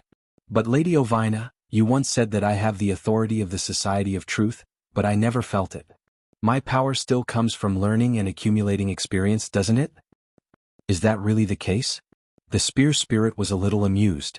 How old are you? Brando was stumped. He suddenly realized that he didn't quite understand this question, so he decided to bring the topic back to something he was familiar with. He thought for a moment, then continued with his previous question. So what was the difference between the highest authority and the lowest authority that you mentioned before? The difference is huge. This determines which level of authority the person with the highest authority can use in the meeting. In the highest authority meeting, the first citizen has unlimited veto power. He can even force the meeting to end. Ovina glanced at him. Just like you did. Brando couldn't help but feel sympathy for the Queen's misfortune. She doesn't know? Maybe she does, maybe she doesn't. But even if she did, she wouldn't have known that your authority would be so high. Her bloodline should come from Odin. Odin is the leader of the Earth Army and also an elder of the Truth Society. Their authority is second only to the first citizens. If you weren't there, she could have gotten everything she wanted. What does she want? I'm guessing that she wants to reopen the Truth Society. Brando frowned at the spear spirit. You've already said that. Ovina shook her head. What I'm talking about is a permanent parliament just like before the Sixth Era. With a permanent parliament, Babel Tower will stay in the modern world. There will also be first citizens of the parliament who will stay for a long time. The chosen and the promised of your era will eventually grow up and become the next generation of first citizens of the gods, receiving the inheritance from the ancient times. Brando couldn't help but be stunned. Wasn't this great? According to the Silver Queen's plan, if Babelta existed in the world with the increase of the chosen ones, the civilization would eventually recover to a very high level, at least not inferior to before the era of mortals. Wouldn't that be much better than now? Then why was the Silver Queen acting so sneakily? He couldn't help but blurt out, "What's wrong with that?" Unexpectedly, this question made Ovina falter. She deliberated for a moment before answering, "Didn't the Bugis tell you the difference between the era of mortals and the era when gods still walked the earth?" Brando was stunned for a moment, wondering how the other party knew that he had met with Tumen, but then he realized that his alliance with the Bugis was obviously not a secret. He recalled what Tulman had told him. There seemed to be some relevant content in it, but he still did not understand how it was related. Could it be that if the mortal civilization continued to weaken, it would be able to deal with the growth of chaos? "It's hard for me to answer that question," Ovina answered. "Before the Truth Parliament closed, my master and I were fighting against Dusk and did not participate in the last meeting. They must have made some decisions during that meeting. I can only speculate based on that. But in the end, any question has to face the test of right and wrong, so whether it's good or bad in the end, I have no answer." At this moment, Brendel suddenly thought of Sage Eloranta, thought of the Sacred Covenant, thought of the Buga people who kept everything that happened in the final battlefield a secret. He had a vague understanding in his heart, but he could not be sure. He shook his head gently. In this era of decline, it seemed that it was difficult for anyone to see the future clearly. The Silver Queen might have seen something that forced her to make such a decisive choice, but in the end, she died by his own hand. He asked himself if everything he did was right or wrong. There seemed to be no answer, but at least it wasn't worse than what happened in the game. Regarding this, could he only have a clear conscience? Where should mortals go from here? Perhaps only mortals themselves could answer this question. Then, Brando finally sorted out his thoughts and asked, "I have one last question, and it's the answer I want to know the most right now. I want to ask, when the Silver Queen initiated the meeting, did she count me as one of the 3 initiators?" "Of course not," Ovina answered without hesitation. "From what I can see, she never even saw you as an opponent. She cared a lot about Odin's legacy in you, but that's all there is to it. Legacy is legacy, bloodline is bloodline, these are 2 different things." At this point she couldn't help but laugh. But she's a little stupid. If you don't have the bloodline of the divine people in you, why would Odin give you his legacy? If you weren't the chosen one or the promised one, no matter how hard a mortal tried, they wouldn't be able to enter the Truth Parliament. Brando didn't find this funny. In fact, his face darkened. Scarlet was the only one around who noticed the change in her lord's expression. She subconsciously moved closer. Then who was the initiator of the meeting? As a knight of the azure sky, was Scarlet a participant? Brando asked. "Of course not," Ovina immediately denied. "Although the Knight of the Azure Sky usually participates in the meeting, this time we were there as recorders, not participants. According to the rules, recorders are not allowed to participate in the meeting. If I remember correctly, that Prince Ogios should be a chosen one," Brando recalled. "Most chosen ones had their own flaws. That Prince Ogios looked like a maniac. Judging from his strength and performance, it wasn't hard to come to this conclusion. Then other than him and Her Majesty, who was the 3rd participant? I'm not too sure about that, but that person had a very high level of authority, no less than Her Majesty." Ovina shook her head. "Is he here?" Brando immediately asked. "He's not here, but I think he's in this city." Brando took a deep breath. He had a vague idea of a possibility. Why would the Silver Queen know about the Roman? Why would she specially invite the Roman to the Empire? Why was Princess Gloria seen near Bragg's? Also, why didn't his grandfather ever tell him about everything around him? Everything was too much of a coincidence. It was as if a broken chain had been reconnected. The cause and effect of everything automatically appeared in his mind. He felt a little regret. Perhaps allowing the little Roman to come here was a serious mistake. Once he thought about the possibility that the Roman was the baby girl from 60 years ago, and that there was a great secret hidden within her, Brando suddenly felt like he couldn't sit still. He subconsciously wanted to walk out of the Garden of White Roses. But Medisha and the Shire immediately stopped him. Although they weren't standing as close as Scarlet, they were also constantly monitoring their lord's movements. His conversation with Ovina could be hidden from normal people, but as planeswalker creatures who were closely connected to Brando, they could hear it. "My lord, you can't go out." "My lord, what are you trying to do? It's getting late. Miss Kohua's puppies outside won't recognize you as her master. Besides, who knows what the cultists are up to in the outer city?" Medisha looked at Brando's gloomy face and asked in a small voice, "My lord, are you worried about the Roman?" Brando looked at her and nodded silently. But he couldn't explain all the reasons at once. He was about to speak when a figure appeared in front of him. It was the witch he saw at the Cat and Whisker Inn. He didn't know when she had appeared at the front gate of the Garden of White Roses. She slowly walked through the crowd and no one asked her anything. It was as if she was supposed to be there. The witch came before Brando and looked at him silently. After a while she said, "Something has happened to the Roman. You must leave immediately." Brando was stunned. It was as if there was a sharp dagger in this woman's words. When she opened her mouth, it stabbed at the most fearful part of his heart. He took a deep breath before he came back to his senses. He looked at the other party and asked, "Who are you?" The witch took off her veil without hesitation. At that moment, Brando almost thought that he saw several faces. Some of them were even quite familiar to him. It seemed that he had seen them somewhere recently. But in the end he saw the real appearance of the other party. You, Princess Gloria, was not beautiful. Among the excellent bloodlines of the Corcava royal family, she could only be regarded as ordinary. She was far from her niece, Griffine, who had elven blood. But her temperament was rarely seen by Brando. Perhaps it was the years of living as a witch that shrouded her with a mysterious aura. Under this aura, this lady gave people a feeling that was difficult to describe with simple words. Brando had only seen a similar temperament on one person, and that person was now in front of him. She had another name in the countryside of Bucci. The locals called her Lady Isaiah, but in front of the Roman and him, she had always called herself Aunt Jenny. This was a middle-aged woman, but the traces of time left on her face were not many. "Aunt Jenny, you should have guessed who I am," Princess Gloria replied. "Now I allow you to use my real name. What I want to tell you is that your guess is basically correct. The Roman was indeed raised by me. Perhaps you still have a lot of doubts in your heart, but now you must listen to me and leave here immediately." What? Brando froze. The others also frowned and looked at the other party. Among them, the Silver Elf Princess and the Shire had already vaguely guessed the other party's identity. Scarlet and Mephistopheles had a look of vigilance. As for Andrique, she yawned and revealed her sharp canine teeth. "There's no time, but I will explain it to you." Gloria's face was a little serious. "Go find Nydivan and Vala. I want to borrow Cruz's long-range teleportation formation." "They won't agree. That's Cruz's secret." Brando immediately shook his head.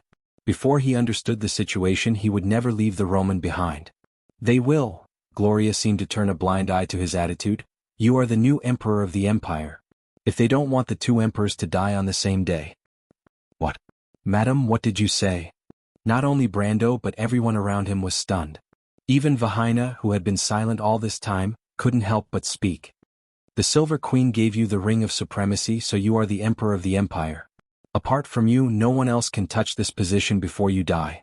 This is the rule set by the Flame King Gretel. Even the nobles of Cruz and the Crown Prince can't go against this rule. So go tell Nydivan and Vala, let me talk to them."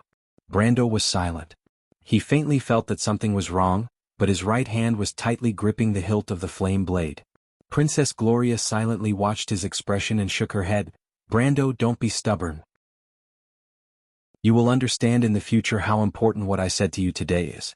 "Aunt Jenny," Brando hesitated for a moment, but still chose to call her by the name he was more familiar with. But he never dreamed that he would meet the Roman again under such circumstances. "You should understand that I will never abandon the Roman. No matter what happened to her, I will find her." He paused and said with some difficulty, "Even if she is dead, I will at least see the body of my fiancée." Gloria stared at the young man. For a moment she didn't know what to say. "She is not dead." In the end, the former princess of the empire sighed. "I promise you the Roman will be fine, but you have to leave here first, okay?" "No." Brando still shook his head. In reality, he had already planned to force his way past her and go to the outer city to find the Roman. Even though he had only spoken with Ovina for a short while, his heart was already burning with anxiety. But at that moment, someone in the rose garden suddenly screamed, "Martha above, look at the moon." Everyone subconsciously turned their heads and their eyes widened. That lonely black moon hanging in the sky was actually falling. The entire world seemed to resonate with it and trembled slightly. That scene. It was as if the end of the world had arrived. But Brando vaguely felt that he had seen the same scene somewhere before. P.S. I spent a lot of time organizing my thoughts and writing the outline of this volume today, so I wrote it a little late.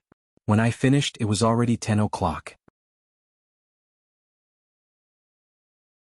Chapter 11:03. The dark moon was torn apart in the sky. At first, its speed was extremely slow to the naked eye. People saw the moon slowly split into several larger fragments in midair. They slowly separated, and then dense cracks appeared on the surface of the moon. It suddenly expanded and split into countless smaller fragments. These fragments broke free from the gravitational force between each other and flew in all directions. Such a picture scroll was extremely quiet in the eyes of the crowd at first, but gradually it began to move faster. A few minutes later, the scattered fragments began to penetrate the clouds, pulling out long golden-red flaming tails. It was as if there was a steel rain in the sky. At first, there were specks of light, and then golden lines slowly drew out in the sky, densely packed and lighting up the sky. The sky began to gradually become brighter as if the clouds were burning. The light of the meteorite fragments reflected half of the sky into a golden-red doomsday-like color. The golden lines were reflected in Brando's dark brown eyes. The golden-red sky, the meteorites falling through the clouds. He recalled when he had seen such a scene before. It was in the dream of the battle with White. The scene in front of him was almost exactly the same as what he saw in the second dream. A voice boomed in his head. The twilight of the myriad worlds, the twilight of the gods. There was dead silence in the rose garden. The entire capital of the empire and even the Bengal region were shrouded in the bright light of destruction. How could people react in the face of such a scene? Before the end of the world, who could protect themselves? At this time, the larger fragments had begun to enter the clouds, and the thick clouds were suddenly cleared. Like a giant wolf made of light and shadow, they rushed out of the clouds and howled in the air. Their voices were distant and sad, as if they were singing a funeral song for the end of a world. There was a rumbling sound in the air like some kind of magic resonance. The air vibrated and waves of air fell from the sky and hit the ground. With a few cracking sounds, a few long cracks appeared on the ground of the White Rose Garden. These cracks extended all the way to the square outside. The crowd immediately staggered. Only then did most of the nobles react, screaming and looking for cover. Men were pushing and shoving women. The noble women and young ladies were wailing. Angry shouts and voices trying to maintain order filled the air. The scene was chaotic. It was like a drama unfolding before Brando's eyes, but at this moment he was surprisingly calm. It was just like the last battle in the Alkash Mountains, when the undead swarmed into the battlefield like a tide. He didn't have the slightest fear in his heart. He only had thoughts of how to get rid of the enemy in front of him. Black Tea had once said that he was a natural-born warrior. Senior Allium Japonicum had also felt sorry for him when she left. She told him that if he had more resources, a stronger empire, or a stronger guild, his achievements might be even greater. However, Brando didn't care. His sword would only appear for things that he recognized. He turned his head, pointed to the chaotic scene and said to everyone present, "Medisha, you go and maintain order. Find a way to persuade the Flame Family Knight Regiment to open the royal tunnel and let everyone hide in it. The Shire, you go and find Prime Minister Naidevan and the Holy See of Walla. Only they have the authority to control these people. Mephistopheles Andrique, you go and protect the Duke of Flowers and his family, as well as the nobles who came with us and the young man." The Shire, who always liked to make fun of his lord, was silent at this moment. Obviously he understood the priorities. The four nodded and left. Only Scarlet and the three Valkyries were left by Brando's side. Veronica and Lady Sydney went to the nobles. As people of the Empire, they couldn't stay out of the Silver Queen's death. Princess Gloria looked at this scene and shook her head gently. "It's useless to hide there. You have to leave here." Brendel was silent for a moment before he replied, "I won't go anywhere without her. It's useless for you to stay. But if I don't stay, I will regret it." Princess Gloria looked at him steadily. "I'll go with you." "No." Brando shook his head. "I'll go alone." "You can't be willful. Do you know why the Silver Queen gave you that ring? It's just a ring. No one will take it seriously." Brando shook his head indifferently. Even if the old Prime Minister and Walla agreed, what could it prove? The nobles of the Empire couldn't let an heroine rule them. They couldn't change the will of the entire Empire. How many people's interests were intertwined? Princess Gloria didn't argue with him and only replied, "It's not just a ring. You're an adult, Brando, no longer a boy." "It's precisely because I'm an adult. Since you're an adult, you should understand that those things can't be done." "There's nothing that can't be done." Brando hated this kind of aristocratic argument. "There are only things that should be done and things that shouldn't be done. For example, going to your death?" "It's not going to my death, Aunt Jenny," Brando replied. "I don't want to argue with you. I hope you can do me a favor. If that's the case, then you have to listen to me." Princess Gloria replied without backing down. "No, there's no room for discussion." Brando shook his head. "Aunt Jenny, I don't care if the Roman is the baby girl from 60 years ago, but at least I know that she was raised by you. I believe in the relationship between you and the Roman. The Roman once told me that she wanted to become a merchant so that she could make money and buy you a lot of good things." Speaking up to this point, he suddenly stopped. "That somewhat naive girl, perhaps the richest people she saw in Bucci were the merchants who came and went from village to village." He could still remember the time when he and Romaine were haggling with those guys over a small amount of things.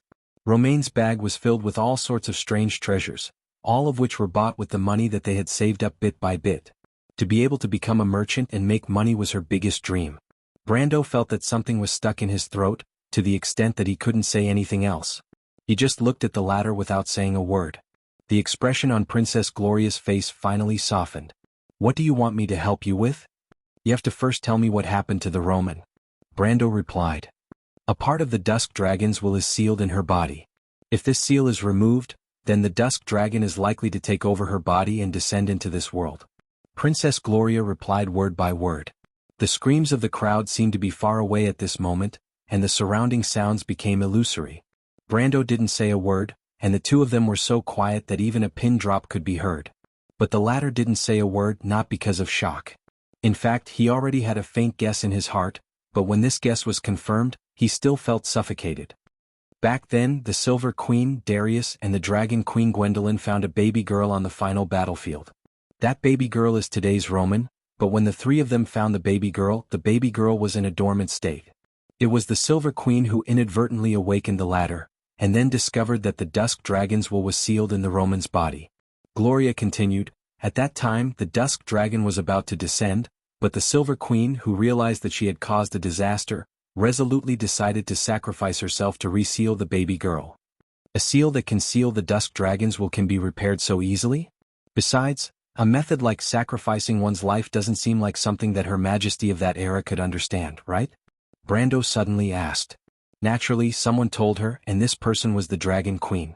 In fact, I've always suspected that the Silver Queen accidentally broke the seal because she was tempted by her, but the Silver Queen is already dead, and I'm afraid only the Dragon Queen can answer this puzzle." "And then?" Brando continued to ask coldly. "But the Dragon Queen only took half of the Silver Queen's soul to complete the seal, using her kind and pure personality to suppress the dark side of the Roman character. According to the Dragon Queen's claim, she did this to save the Silver Queen's life. Just a few minutes ago, she killed the Silver Queen with her own hands." Brando interrupted her disdainfully. Princess Gloria also nodded. "So her statement is not worth believing. The Dragon Queen may have other intentions, but we don't know." "The Silver Queen's kind side was used to suppress the dark side of the Roman character. Does this dark side belong to the Dusk Dragon?" Princess Gloria shook her head. "The Roman is the Roman, and the Dusk Dragon is the Dusk Dragon. Although the Roman has the will of the Dusk Dragon sealed in her body, she is a true first-generation divine with a complete soul. It's just that before the Dusk Dragon was unsealed, because of the influence of the will of the Dusk Dragon, the dark side of her character was much greater than that of ordinary people." "But I've never felt it," Brando replied. "In my memory, the Roman has never even cried, let alone negative emotions. Generally speaking, this is because of the influence of the kind side of Her Royal Highness. Also, I used a witch's secret method to seal the negative emotions of the Roman, so it's not that she won't cry, but that she can't cry." Noticing Brando's gaze, Princess Gloria smiled bitterly. "It's not what you think. I also have my own difficulties. When your grandfather gave the Roman to me, she was still sleeping in the crystal. Originally, the Silver Queen wanted him to kill the Roman, but the Roman had half of Her Majesty's soul, so your grandfather couldn't do it in the end. Later, I left the Empire with the Roman and came to live in seclusion near Bragg's. But after all, the spells of mortals are not as good as Odin and the Witch Queen. The Roman also slept in the crystal for 40 years. It was not until a year after you were born that the first seal on the crystal began to dissipate. After that, she also woke up and began to grow up like a normal girl, and the seal also began to become unstable at that time. When the Roman was young, she was often controlled by dark emotions. I was afraid that the Twilight Dragon would be unsealed because of this, so I had to seal her negative emotions. When did that happen? When the Roman was 7 or 8 years old. Impossible, Brando shook his head. At that time I was already in Bucci. How could I not know? My impression of the Roman is no different from the present. Speaking of this, he suddenly stopped and looked at the former princess of the kingdom in front of him. Gloria showed a helpless expression. The memories of you, Freya, and the Roman have been modified by me. Because of some things, I left you something. After you leave here, you will understand everything that happened at that time. I hope you didn't lie to me this time, Aunt Jenny. Brando? Princess Gloria showed a sad expression. I'm sorry, Brando sighed. I understand your feelings for me, the Roman, and Freya, Aunt Jenny, but this time it was really beyond my expectations. I understand, Princess Gloria shook her head gently. You can go find the Roman. I probably understand your thoughts. Before that, I still need you to do me a favor, Aunt Jenny. Say it. The ring you told me about, the Supreme Ring. If it really has such great authority, then I hope you can help me persuade the old Prime Minister and the Great Holy See of Walla to agree to open the long-distance teleportation circle of the royal family and send Medisha and the others away. Of course it has. Gloria's lips moved. She wanted to tell him that the ring represented more than he thought. The greatest treasure left by the Flame King was not the vast territory and supreme power of the Empire. Any successor with the royal blood in their body could be the Emperor of the Empire, but not anyone could become the Flame King. But in the end she didn't say it. She understood that some things couldn't be forced. That ring, Brendel continued, I'll return it to His Highness after I'm done with it.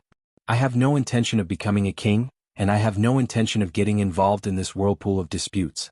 Besides, His Highness is considered my friend. It is His Royal Highness' fortune to have a friend like you, but this ring won't be in his hands. A voice interrupted. Brando turned around and found that it was Lady Veronica. The latter had just returned with a worried look on her face. This matter doesn't need to go through the Prime Minister.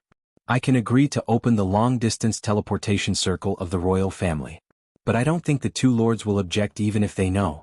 Not only Medisha and the others, but also a large number of nobles and envoys from various countries must be teleported away. Otherwise there will be big trouble. Brando then remembered something and said to the latter. Then I'll have to trouble you, army commander. Send my regards to Princess Magadal and thank her very much for her help. Veronica nodded and looked at him silently. You have to be careful too. Chapter 1104. Brendel nodded solemnly to Veronica and then nodded to Princess Gloria who was beside her. Gloria looked at him silently. She had lived in seclusion in Bucci for decades. She had watched the Roman Freya and Brando grow up. Although she was not the parents of these 3 children, her feelings for them were not inferior. Now that the children had grown up, they had their own choices for the future. Brando, don't force yourself. But in the end he could not help but remind him, you don't understand how important you are to this world. Brando did not answer. If he did, it would only weaken his determination. He turned around and looked at Scarlet behind him. Just as he was about to say something, she unexpectedly took the initiative to speak. I'll wait for you in Tonajul, my lord. Brando could not help but be stunned. He probably never thought that the Highlander girl who had always relied on him would say such words. He thought that it would take a lot of effort to make her stay. It was not that he did not want to bring Scarlet and the others, but because he really did not have the confidence in his heart. The black moon had fallen and the wolf was roaming the world. No matter how he looked at it, this was the sign of dusk. And the meteor in the sky was about to hit the ground. Who knew what would happen? He still had his own unyielding will, but he could not guarantee the safety of Medisha and the others. So this time he did not even plan to bring the planeswalker creatures with him. He entrusted them all to Princess Gloria to teleport them to a safe place. He had already decided to go to the outer city alone. Scarlet looked up at her lord. Miss Roman needs your help. I don't want to be a burden to you. One day I will definitely fight side by side with you. Brando could not help but smile with relief. After going through so many things in his eyes, this Highlander girl had finally grown up. She could finally see her own heart and firmly grasp her fate in her own hands. You will. You used to be the strongest warrior in Abyss. Have you forgotten, Scarlet? I believe that you will be the same in the future. You are the Knight of Azure, no worse than anyone else. Perhaps the next time I see you, you will have lived up to your name in the legends. Scarlet hummed softly. She lowered her eyelids slightly, her heart filled with happiness. Brando looked at everyone in the courtyard, then turned and walked out of the White Rose Garden. When he passed through the main gate, he heard someone call his name behind him. Sir Brando, Count? The voice shouted from afar. I'm Henriette, and Bradjet is my grandfather. He was once beaten to a pulp by your grandfather. You may not remember the name, but it doesn't matter. I challenge you to a duel. Remember, you still have Henriette to fight. Conrad pulled his friend back and glared at him. You're crazy. Henriette looked regretfully at Brando's back disappearing into the darkness. He shook his head. Of course I'm not crazy. It's a pity. I still want to find him and make friends. Then why did you challenge him? Conrad was so shocked that he almost forgot about the doomsday scene in the sky. Is there a conflict between the two? Henriette replied proudly. I challenged the Count to protect the honor of my family. Regardless of whether I win or lose, as a descendant of my grandfather, I must set an example. However, I admire the Count from the bottom of my heart, and I am willing to form a friendship with the Count. This is my personal matter, and there is nothing wrong with it. Even if I die in the Count's hands, it only proves that I am not skilled enough. After a pause, the young man said matter-of-factly, Besides, did you hear what Lady Veronica and the others said? Her Majesty the Queen has given the Ring of Supremacy to the Count. Isn't it a win-win situation to build a good relationship with the future Emperor? No, Conrad shook his head. I think the crux of the problem is that you want a duel with His Majesty the Emperor. Then I will do it before he ascends to the throne. The question was, could the Count really ascend to the throne? Conrad couldn't help but fall into deep thought. Freya felt like she was in a strange dream. The pale full moon, the dark night sky, and the shadows of the black pine forest in the distance. The moonlight illuminated everything clearly. A wooden and stone farmhouse that was common in the countryside of Bucci, with a barn and a stable beside it. The fields in the distance seemed to be shrouded in a layer of silver. Fields of barley swayed slightly in the night breeze. This was the most common scene in the countryside of Bucci at the end of summer. But she faintly felt that she had seen a similar scene before, and it wasn't a dream. This memory fragment lingered in her mind, but she couldn't get rid of it. She thought about it repeatedly, but could only come up with some trivial conclusions. It was meaningless. But she knew that she was dreaming. She stood in the courtyard, with the road leading to the forest behind her and the open door of the farmhouse in front of her. She remembered this place. Before the Roman and her aunt moved to the hill where Brando's old house was, they lived here. This place should be behind a small forest outside the village, next to a field. The black pine forest behind her also confirmed her guess. But what she didn't understand was how she could return to this place in her dream. She only had a little impression of this place when she was very, very young. She only remembered that there was a fire here, and then the Roman and her aunt moved to a place further away from the village. But it was strange that most of the elders in the village didn't have any impression of this fire. When others talked about it, they didn't talk about it in detail. It was not that they wanted to hide anything, but it was as if the memory was too long ago and too vague. But after the incident, people said, "Thank God, Martha, no one was hurt." Freya stood in this scene with some curiosity. The memories of Bucci in her childhood seemed to be something that happened a long time ago. Although she often remembered her aunt's family in her dreams, and recalled the tragic war. But she didn't expect that she would dream of coming to Roman and her aunt's first home the day before the war. This dream was so clear. She felt a little emotional and couldn't help but walk into the farmhouse. She couldn't help but think about what she would see. Would she see the little Roman and Aunt Jenny from that time? She suddenly remembered that she hadn't seen Aunt Jenny for a long time since the fall of Bucci. Although the people in the village didn't like Roman and her aunt, she had an inexplicable sense of closeness to Aunt Jenny.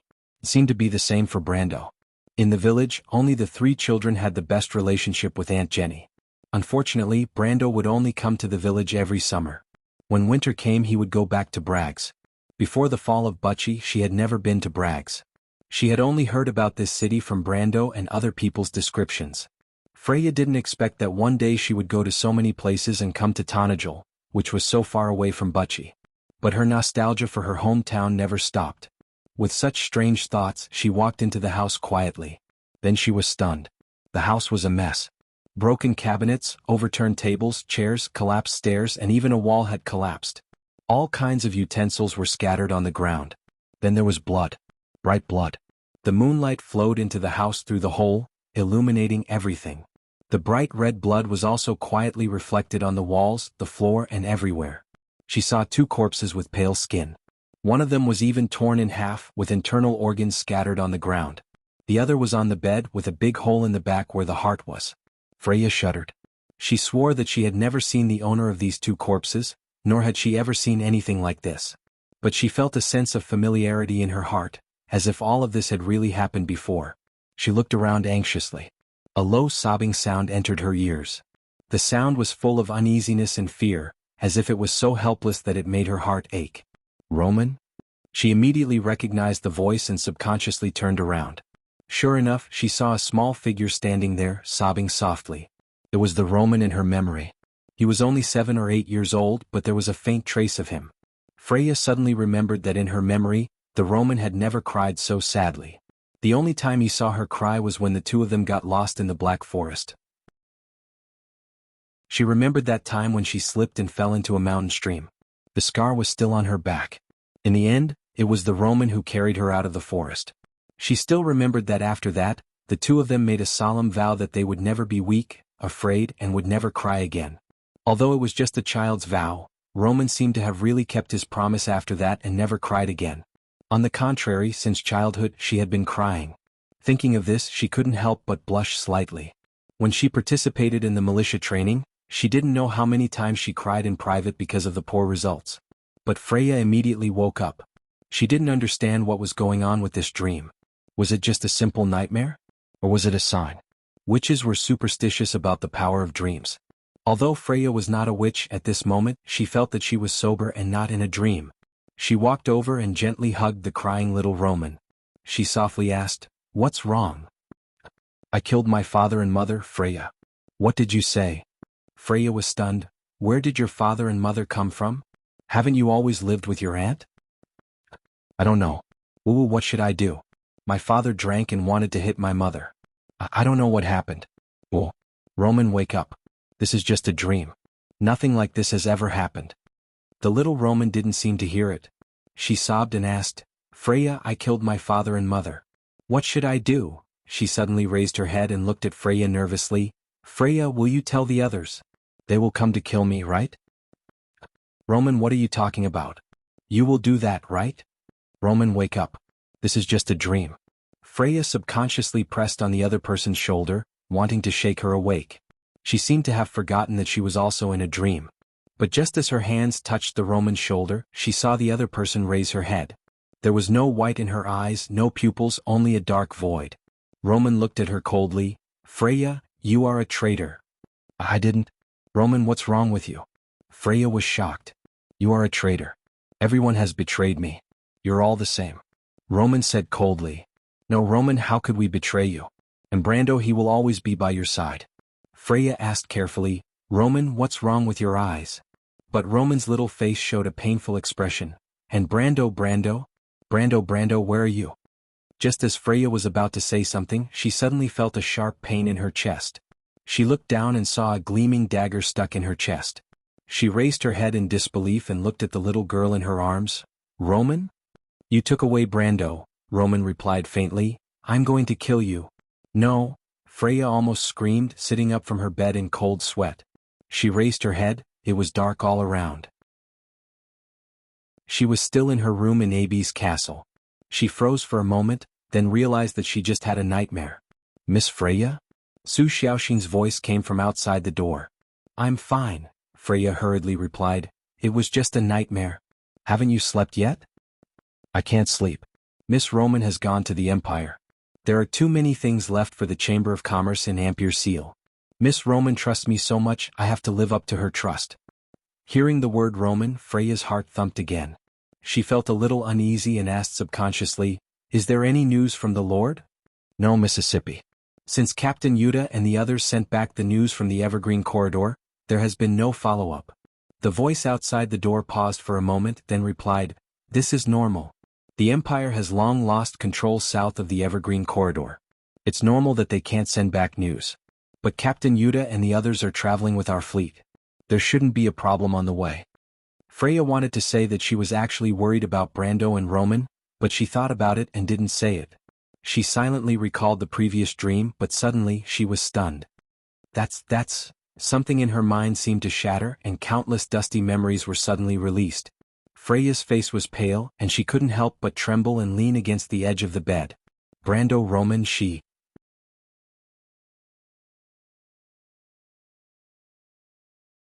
Chapter 11:05. The fine golden lines in the sky finally connected with the vast horizon. Pieces of the moon fell to the ground one after another. Not only in the Bankel region, not only in the Cruz Empire, but also in every corner of the Wond. Disaster struck at the same time. The burning debris flew over the forest, and the forest immediately turned into a sea of fire. The natives of the forest, such as deer, badgers, bears, and other wild animals, fled in panic. The residents of the town could only watch helplessly as the rats ran into the streets in groups, as if they had gone mad. The dogs were barking wildly, and the stray cats and domestic cats all climbed onto the roofs, letting out strange cries like they were in heat. A beam of golden light streaked across the sky and fell into the horizon. Bang!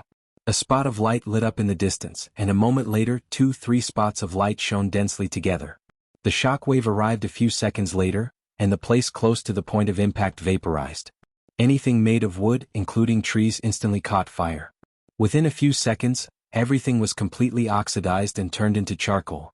Humans and livestock were directly turned into dust. The high temperature licked the ground, and the quartz in the sand immediately crystallized into shining glass.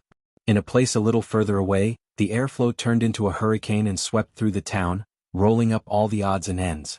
The white iron signboards clanged desperately, and the streets were filled with the screams, shouts, cries, and the sounds of bottles and jars breaking. People saw the airflow rolling up smoke and dust several miles high. Lakes and rivers were sucked into the sky by the hurricane, and then fell back down. Dead fish splashed on the roofs. In some places, when the burning debris swept across the sky, thousands of miles of swamps and lakes were evaporated. The hot air rapidly rose and then fell down as torrential rain and hail. The temperature of the ground rapidly dropped, and in the blink of an eye, it was covered in ice and snow. A blizzard whistled as it attacked. In Luokeki, the cult of the Black Flame even came out to celebrate. But soon, the local garrison was alerted, and the two sides fought fiercely until rivers of blood flowed. The largest meteorite flew over the heads of both sides, and the high temperature ignited everything that could be ignited. Even the metal turned into liquid and fell to the ground, and then solidified again.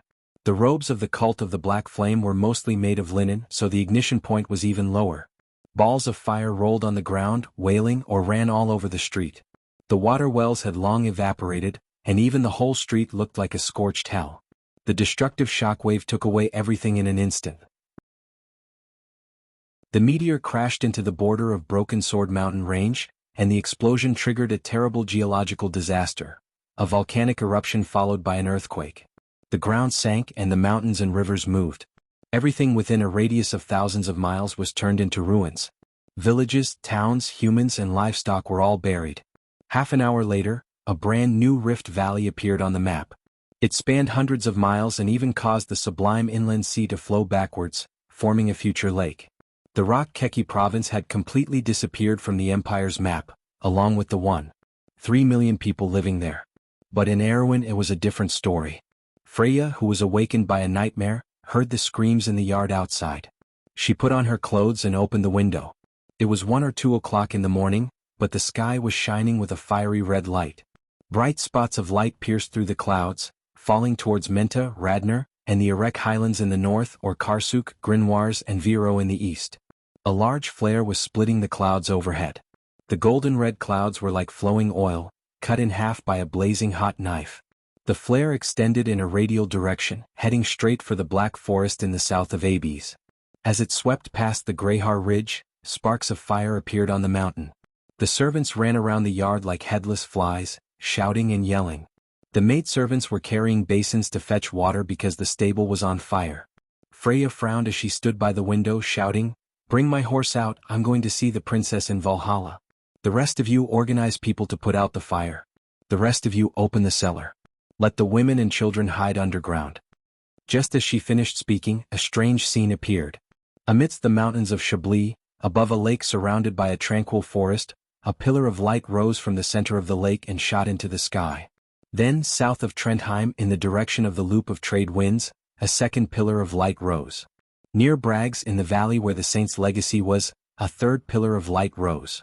Then a pillar of light rose from Cipher, Grey Mountain, Corvado, Radnor and Lantanilin. 8 pillars of light shone in the night sky, supporting the sky above Erewhon.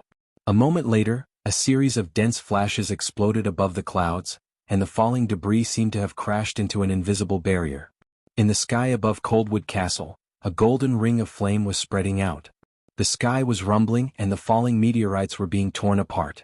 Then a series of even denser explosions sounded, and the clouds seemed to have been ignited. Strong winds blew down from the sky, and the sound of tiles falling off could be heard from the castle. The black pine forest in the surroundings was like a wheat field in autumn, falling to the ground. The servants were stunned by the miraculous scene in the night sky. Freya was also speechless for a long time. She ordered the servants to bring her horse out, closed the window and returned to the house. Sue opened the door and walked in. She had folded her military uniform in her hands. Freya looked at her gratefully and took the clothes from her hands. She changed out of her nightgown and said, "Thank you, Sue." Sue went behind her and used her hands to lift up the goddess of war's long hair, carefully braiding it. This was a trivial action, but Sue's hands were extremely nimble. When she braided the hair behind Freya's ears, she stopped. Freya felt her actions and asked, "What's wrong? Will we die, Miss Freya?" "Everyone will die. Nobles, generals, ministers, merchants and servants, there will be a day when they cannot escape the judgment of time. My father once said that after a person dies, they will gradually lose themselves. Their names will gradually fade from the memories of their loved ones, and in the end they will completely disappear from this world. I had many relatives when I was young, but they all died. I don't even remember the names of most of them. Miss Freya, if I die one day, will you remember me?"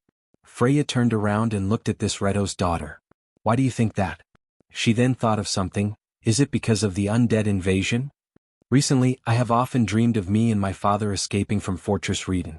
That was indeed a terrifying experience, but thank you for saving me, Sue." Sue stared blankly without saying anything. After a long silence, she finally said, "I like you, Miss Freya." "I also like you, Sue. Haven't we been friends for a long time?" Freya smiled faintly, but she immediately became silent again. She thought of the scene in the nightmare and felt extremely worried. Sue continued to braid her hair silently. "Sue, you braid my hair so well. I'm almost used to having you by my side." Freya suddenly thought of her aunt's family. Yes.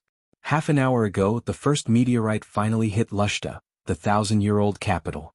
The debris carried a long tail of flames and high temperature as it spun and fell outside the city, completely evaporating a nearby river.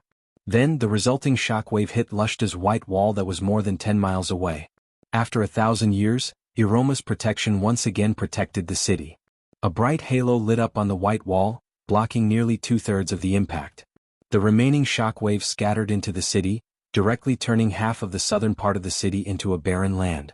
The 3 canals in the city immediately boiled and evaporated, hot steam rising into the sky. Great flames were ignited everywhere, producing roiling smoke that mixed with the water vapor, enveloping the skies above the entire outer city. In the Shoemaker district, next to the Dud River between the 16 and 19 Oaks, there was a seafood store called Hippied. The owner of the store was a country bumpkin named Hill, a title that mixed with the pride of the imperial capital's people. He mainly dealt with the transportation and management of seafood between the sublime inland sea and the imperial capital. Because he monopolized the business of the nobles, he was rather famous. When the disaster happened, this famous old store was like most of the stores on this street, turned into a sea of flames. Under creaking sounds, it collapsed with a loud rumble. Fortunately, the store owner went to the White Maple Forest for a vacation that night, luckily escaping this disaster. The fire burned for a few minutes. The stone door of the nearby cellar was pushed open by a small gray hand. A little boy crawled out from inside. When he landed on the ground, he couldn't help but jump up from the heat. Behind him, a tall young man crawled out, followed by a girl with thick eyebrows. The 3 of them took out pots and pans and other utensils from the cellar, hurriedly ran to the nearby Dud River to fill them with water, and then started to put out the fire. After the fire was put out, they hurriedly turned over the burning bricks and wood, and took out all kinds of seafood that were mostly cooked and roasted from the ruins of the seafood store. These seafood were filled to the brim with a few wooden boxes, and then they crawled back into the cellar with the boxes. At the moment there were 7 or 8 people sitting in the cellar, both men and women. One of them was wearing a black robe of the secret society. He was a young man with curly hair and sweaty forehead. The thick hood of his robe was pulled down. When the girl with thick eyebrows climbed down the ladder, he was still loudly preaching to the others, "Lady Aroma has arrived. The flames of vengeance will surely evolve everything." The girl with thick eyebrows stood on the side with a box in her arms, listening to the speech with great interest. Behind him was the tall young man. When he came down, he glared at the young man and said, "Shut up. How can you tell me to shut up?" The young man said angrily, "Are you the Queen's lackey?" Old Granny is a believer of the Holy Cathedral of Fire. She has been a devout believer of Lady Martha for 80 years. If you say such nonsense in front of her again, do you think I won't throw you out? The tall man said calmly. "Don't forget who took you in. We're just staying here temporarily." Someone said unhappily. "Then you're going out now?" The person who spoke immediately fell silent. They did not come in to avoid the meteorites, but were chased in by the wolves summoned by Ko Hua. They did not expect to survive. Old Granny Ajis was usually regarded as an enemy by them because of her devout belief in the Holy Cathedral. But when they were first let in to take refuge, this old woman in her 80s, who had long been blind, did not say anything unnecessary. She only asked her grandson to open the cellar door. Everyone knew that this old woman's son had also died in the war in the south not long ago, and she and her grandson depended on each other. The owner of the seafood store pitied them and let them stay in the cellar for free. And being at the bottom of society in this era, it was impossible for them to be picky about their living conditions. The little boy was the last to climb down. Looking at so many people in the cellar with his mouth closed, he seemed a little shy. He silently walked to his grandmother's side. The latter smiled and patted him on the back. "Go get everyone some water." "There's not much water left, old Granny Ajis. The river outside is almost dry." The tall man frowned. "We have to drink water. There's always a way. Go, everyone's mouths are dry." The old woman's pair of turbid eyes stared straight at the air in front of her as if there was something there. Her wrinkled face smiled slightly as she replied. The tall man did not say anything. He was old Heathcliff's apprentice, and the girl with the thick eyebrows was the daughter of the owner of the seafood store. The two of them actually had nothing to do with the old granny. The water was stored in a dried mud vat, and it was only a third full. The little boy stood on his tiptoes and scooped up a ladle for each of them. The tall man saw that the boy was struggling and walked over to take the wooden ladle.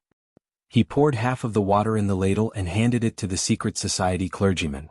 The latter glared at him but did not dare to do anything. He silently took the ladle and drank. Everyone was silent as they drank the water in silence. When Hippamera opened her eyes, this was the scene she saw. "You're awake?" The girl with the thick eyebrows kept staring at Hippamera. In fact, it was hard not to notice such a delicate person. She had a head of beautiful golden curly hair, skin as white as porcelain, lips as red as cherries, and a sharp nose dotted with faint freckles. She was playful and cute. She saw Hippamera blink her eyes and open them slightly. Her eyes were drowsy, and her long eyelashes were as thick and neat as brushes. She could not help but marvel at Hippamera's beauty. Heavens, how can there be such a beautiful person? She must be the daughter of one of the nobles in the inner city. The girl with the thick eyebrows thought to herself. What is this place? Hippamera was in a daze and asked weakly. Fortunately, she at least remembered what happened before she fainted. She was injured while escaping from the pursuit of the Dragon Queen Gwendolyn, but she did not know why she had suddenly abandoned her. Chapter 1106. An old voice came from the darkness. "This is old Mr. Hippie's seafood store. You were injured, it was my grandson who found you." The one who answered was old Mrs. Ogis. Although she couldn't see, her ears were extremely sharp. She turned her head and kindly comforted Hippamera. "You don't have to worry, little girl. You can stay here at ease. Your family will definitely come to find you soon." Anyone could see that Hippamera's clothes and appearance were like that of a noble family's daughter. After Hippamera heard this answer, she stared blankly for a long time before finally finding the main point of this question. She asked, "May I ask where this seafood store is?" The girl with thick eyebrows raised slightly, as if she finally found a chance to interject. She hurriedly replied, "The seafood store is a place where seafood is sold." My father manages the seafood trade in the entire city of Rushta. The seafood on the table of every noble in this city is sent out from here. After saying that, she added with some pride, maybe the seafood you ate at home is a product of my family. Seafood? Poor Hippamera, this pious priestess Himalud who was born in the mountains, was hearing this trendy term for the first time. The girl with thick eyebrows thought to herself that this was really a young lady who didn't do physical work and couldn't distinguish between grains and vegetables. But strangely, she didn't feel disgusted at all in her heart and even had a bit of a good impression. She replied, "It's fish, shrimp, crabs and other seafood." Hippamera immediately sobered up and asked with wide eyes, "You actually eat shrimp and crabs?" Of course, the blue lobsters of Cloak Bay and the sea crabs of Fista are all top-quality seafood. The girl with thick eyebrows carefully explained. But Hippamera didn't seem to hear and muttered to herself, "You actually eat shrimp and crabs? How terrible, they are friends of humans? What?" The daughter of the seafood store owner was stunned. Hippamera looked at the box the little boy was holding in the water with some sadness. She had already seen a lot of friends of humans inside. The young girl's heart was grieved to the point of speechlessness. The girl with the thick eyebrows was at a loss for a moment.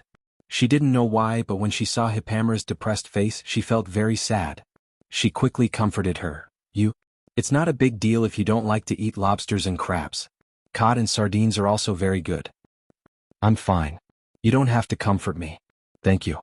Hippamera heard the comforting tone in the latter's voice and replied softly, "Also, it's prawns. Not just prawns, they are all friends of humans."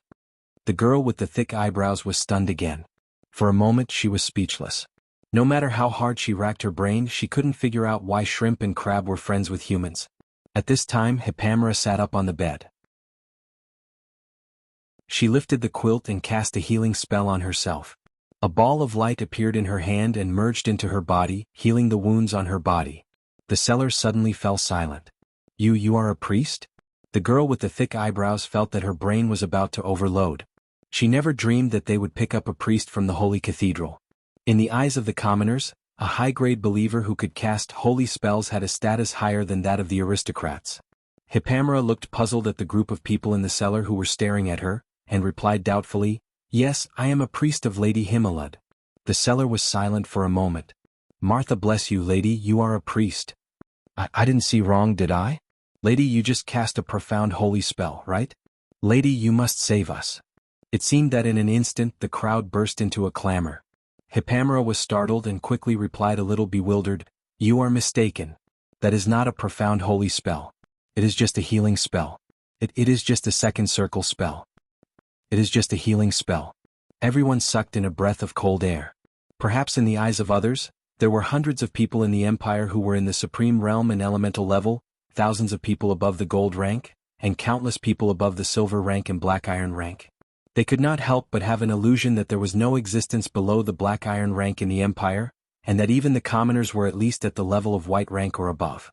But in fact this was a misunderstanding. The huge number of strong people in the empire was based on its equally huge territory and population base. In fact, in terms of the number of geniuses in 100 people, the empire and Fanzan were far less than the Wind Elves, and were not much higher than Erewhon. And for the Holy Cathedral, there were many existences above the black iron and silver rank, but they were often an important part of the soldier monks and the army of the church. Those above the gold rank were at least high-grade priests in a region, and when they reached the elemental level, they would at least hold the position of bishop. For the commoners, the most they saw was a priest in charge of a church or a regional holy cathedral. In fact, the strength of the priests was at most at the silver rank. As for the commoners, they ranged from the white rank to the black iron rank. Therefore, to them, priests were already high-ranking members of the clergy. However, these people's magic power was limited. If they could use substitutes, they would rarely perform miracles. Therefore, their knowledge of pharmaceutics might sometimes far exceed their knowledge of religious studies. As for a mere healing spell, it was even more impossible to talk about. So because of this sentence, Hippamera's position in the hearts of the commoners suddenly rose a lot, not to mention that her appearance was a plus point. In the eyes of the 7 or 8 commoners in the cellar, this goddess-like young lady was already the savior in their hearts. "Sir, please take us away from here." "That's right, my lord. You must save your believers." The commoners all started to discuss, but the big guy at the side couldn't help but snort. A moment ago, these people were still the faithful followers of the secret society, and now they were the most devout children of Lady Martha. It was not difficult for them to change their beliefs at all. Even the young secret society clergy in the black robes silently shrank back, not saying a word. What a joke, he was just an ordinary priest. If Lady Martha found out that he was a heretic, she would send a bolt of God's lightning down and turn him into ashes. Of course, the spell God's lightning was just a figment of his imagination. So far he had not officially started to learn black magic. The bishop taught him a spell. It was said that as long as he meditated on this spell, he would be able to hear the call of the Lord. But he had not succeeded even once. Hippamera was confused and quickly said, "Everyone, please be quiet. What's going on?" Only then did the crowd scramble to explain the current situation in detail. They knew in their hearts that they did not know what was going on outside, but it did not seem to be anything good. Although they could hide in this cellar for a while, it was not a long-term solution. Not to mention the long term, there was not enough water and food for 7 or 8 people. At most 2 days, if the chaos outside did not end, their situation would become very bad. Although these people were fanatical when they participated in the riot, they were sober after the meteorite fell. They understood that at this time, the safest place for them was the place controlled by the Holy Cathedral of Fire. And this noble young lady in front of them was undoubtedly the most suitable person to lead them. Due to the messy conversation, it took Miss Priestess a while to understand what was going on. But contrary to everyone's expectations, she didn't make a judgment right away. Instead, she furrowed her thin eyebrows and said, "What's going on? It sounds like it's descending. Miss Priest, what did you say?" The crowd obviously did not understand. Hippamera shook her head. "If what you said is true, the current situation is indeed quite dangerous. But I'm going to find the Lord. Where do you plan to go?" "My lady," someone quickly said, "we don't have to follow you, but can you take us to the nearest holy cathedral? There is a priest there, he will definitely be able to protect us." "That should be fine," Hippamela replied after some thought. She didn't know the way, so it was a good idea to ask someone for directions. "Although I'm the priestess of Himalud, everyone is bathed in order, so I think it should be fine." She asked again, "Where is the nearest holy cathedral?" "I know." At this time, the big man who had not spoken until now replied, "Miss Priest, I will lead the way for you."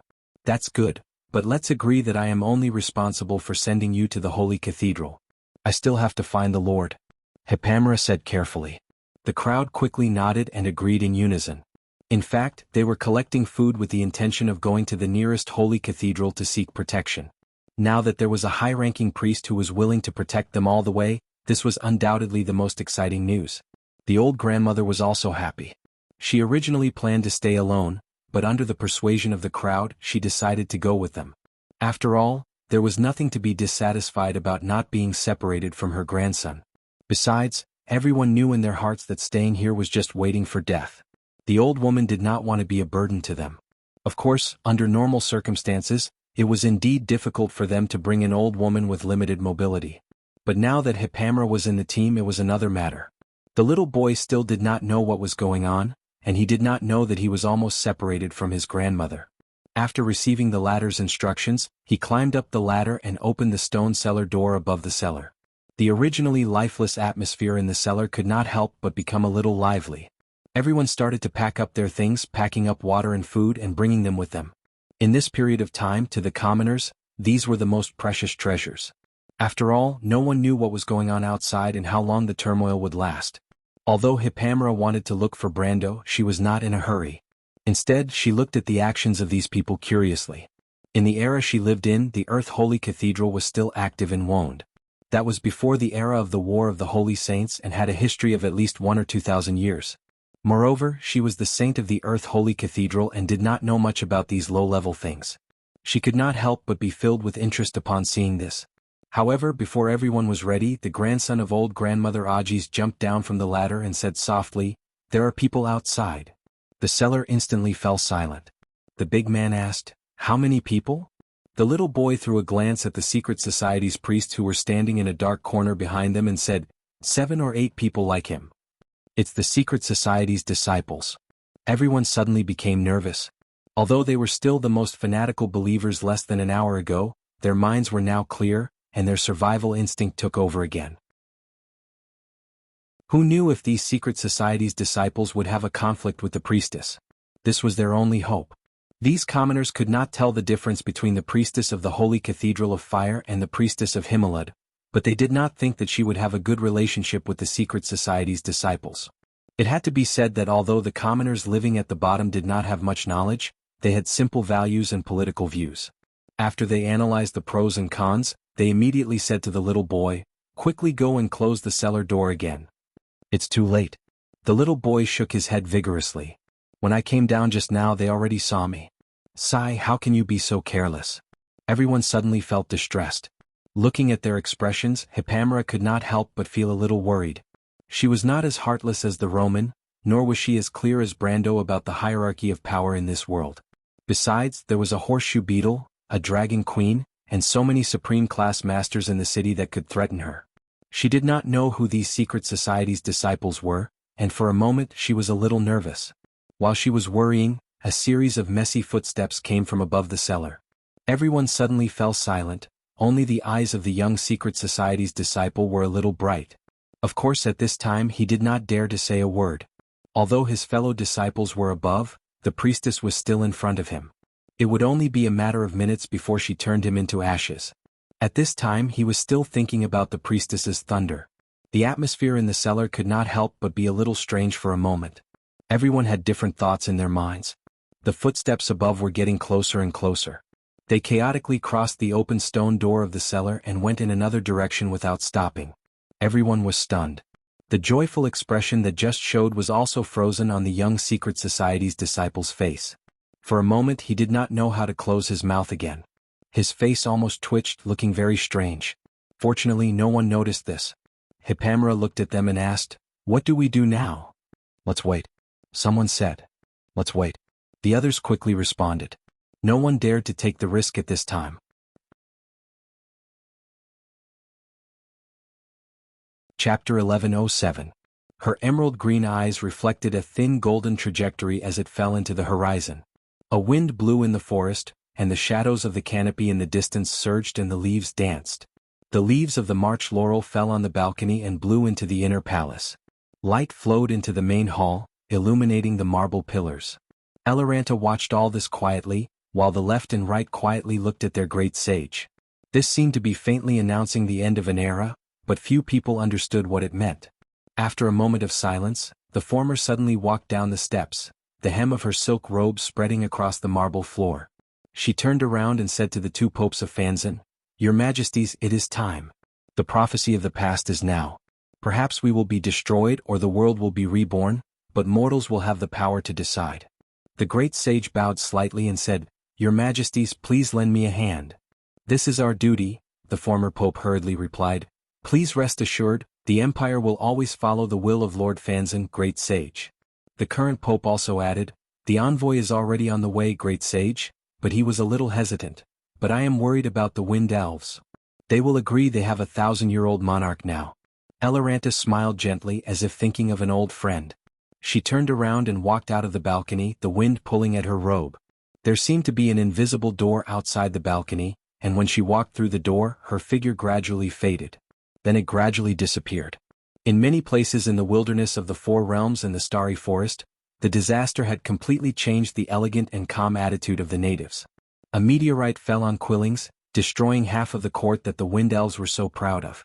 The whole city fell into a hellish situation, and cries and screams resounded through the sky. At the highest point of the Temple of Star and Moon, looking into the darkness in the distance, the city was full of sparks and thick pillars of smoke. The elves all looked at this scene with solemn expressions. But Saint Tassol, the Wind Empress, who was standing in front of the 12-pillared hall, looked calm. 24 knights stood quietly beside her. The hunter siblings who were dressed in elven attire followed behind her. Until today they were still not used to the elven attire, which was considered decent by the elves. The current king of Corona followed behind these people in fear and trepidation. He was unwilling to give up, but there was nothing he could do. He only heard the sage saying to the envoy not far away in a firm tone, "Don't worry about it. The Wind Elves will ally with Fanzan." "My lord." The envoy's voice was trembling. He had never dreamed that he would actually meet a sage. That was such an honor, the most noble existence in 1,000 years. "I will convey your every word," he replied respectfully. The elven lady nodded. Go back and tell your emperor to prepare for war. This war may decide the fate of all of us. Her voice drifted away with the wind, as if it had drifted from the forest to a place further away. There were mountains and rivers, plains and lakes. It crossed the straits, crossed the peninsula that broke out into thousands of miles of raging waves, and followed the seasonal wind called verdant, followed the sea currents and came to a place called Roshar. The wind whistled all year round, rolling up sand and stones through the canyon, carving out countless strange pillars in the sand. In the huge and strange palace on the cliff, the shadow of a dragon danced. In one of the rooms of the thousands of palaces, a young golden dragon was resting his chin on the windowsill, looking at this scene in boredom. Alas! The voice of the elder came from outside the door. The little female dragon grabbed a golden cup and threw it out. There was a series of clinking sounds outside the hall. The elder's voice became flustered. Damn it, you attacked the members of the Senate again. If this goes on, you won't be able to reach adulthood, alas. For you. Alas pouted. Her huge body turned into human form in a burst of golden light. She used her hand to fiddle with her huge curly hair, her golden eyes were full of bored colors. She had been locked up for months. You dare to bribe a member of the Senate. Don't come again. Then I'll accept it. I just want to tell you that accepting bribes is something even in the dragon race. Oh my God, you've smashed my beloved golden cup. If I'm not mistaken, this is the collection of Otto II. The voice outside the door made a fuss. An old man with a white beard that dragged on the ground came in with a golden cup. As he walked, he stroked a dent in the golden cup and sighed. I have good news for you, alas. You have to tell me first, what's with the chaos outside? I don't know. Maybe Lady Ovanlos is summoning the Dragon Council. The little old man looked around. Where's Flora? She's angry with me. I gave her earring to a mortal. The little old man replied nonchalantly. The relationship between the dragons was very messy. Otherwise, there would not be so many dragon descendants in the mortal world. You're an adult, alas. What did you say? The little female dragon almost thought that she had heard wrongly. Then she screamed and jumped 3 feet high. She rushed over like a whirlwind and excitedly grabbed the latter's white beard. What's going on? Say it again? Oh my God, let go. The little old man shouted in exasperation. He reached out and flicked his hand. Alas flew out like a cannonball and crashed through one of the walls of the palace. She crawled back out of the smoke and dust with difficulty. She looked at the old man with a dusty face and stuck out her tongue. What's going on, Lord Toolworth? The Holy Temple suddenly received a promise from Bahamut. From today onwards, the younger generation of the dragons will directly become adults. When you have your coming-of-age ceremony, you can directly feel the ancient will. Allah's golden eyes lit up.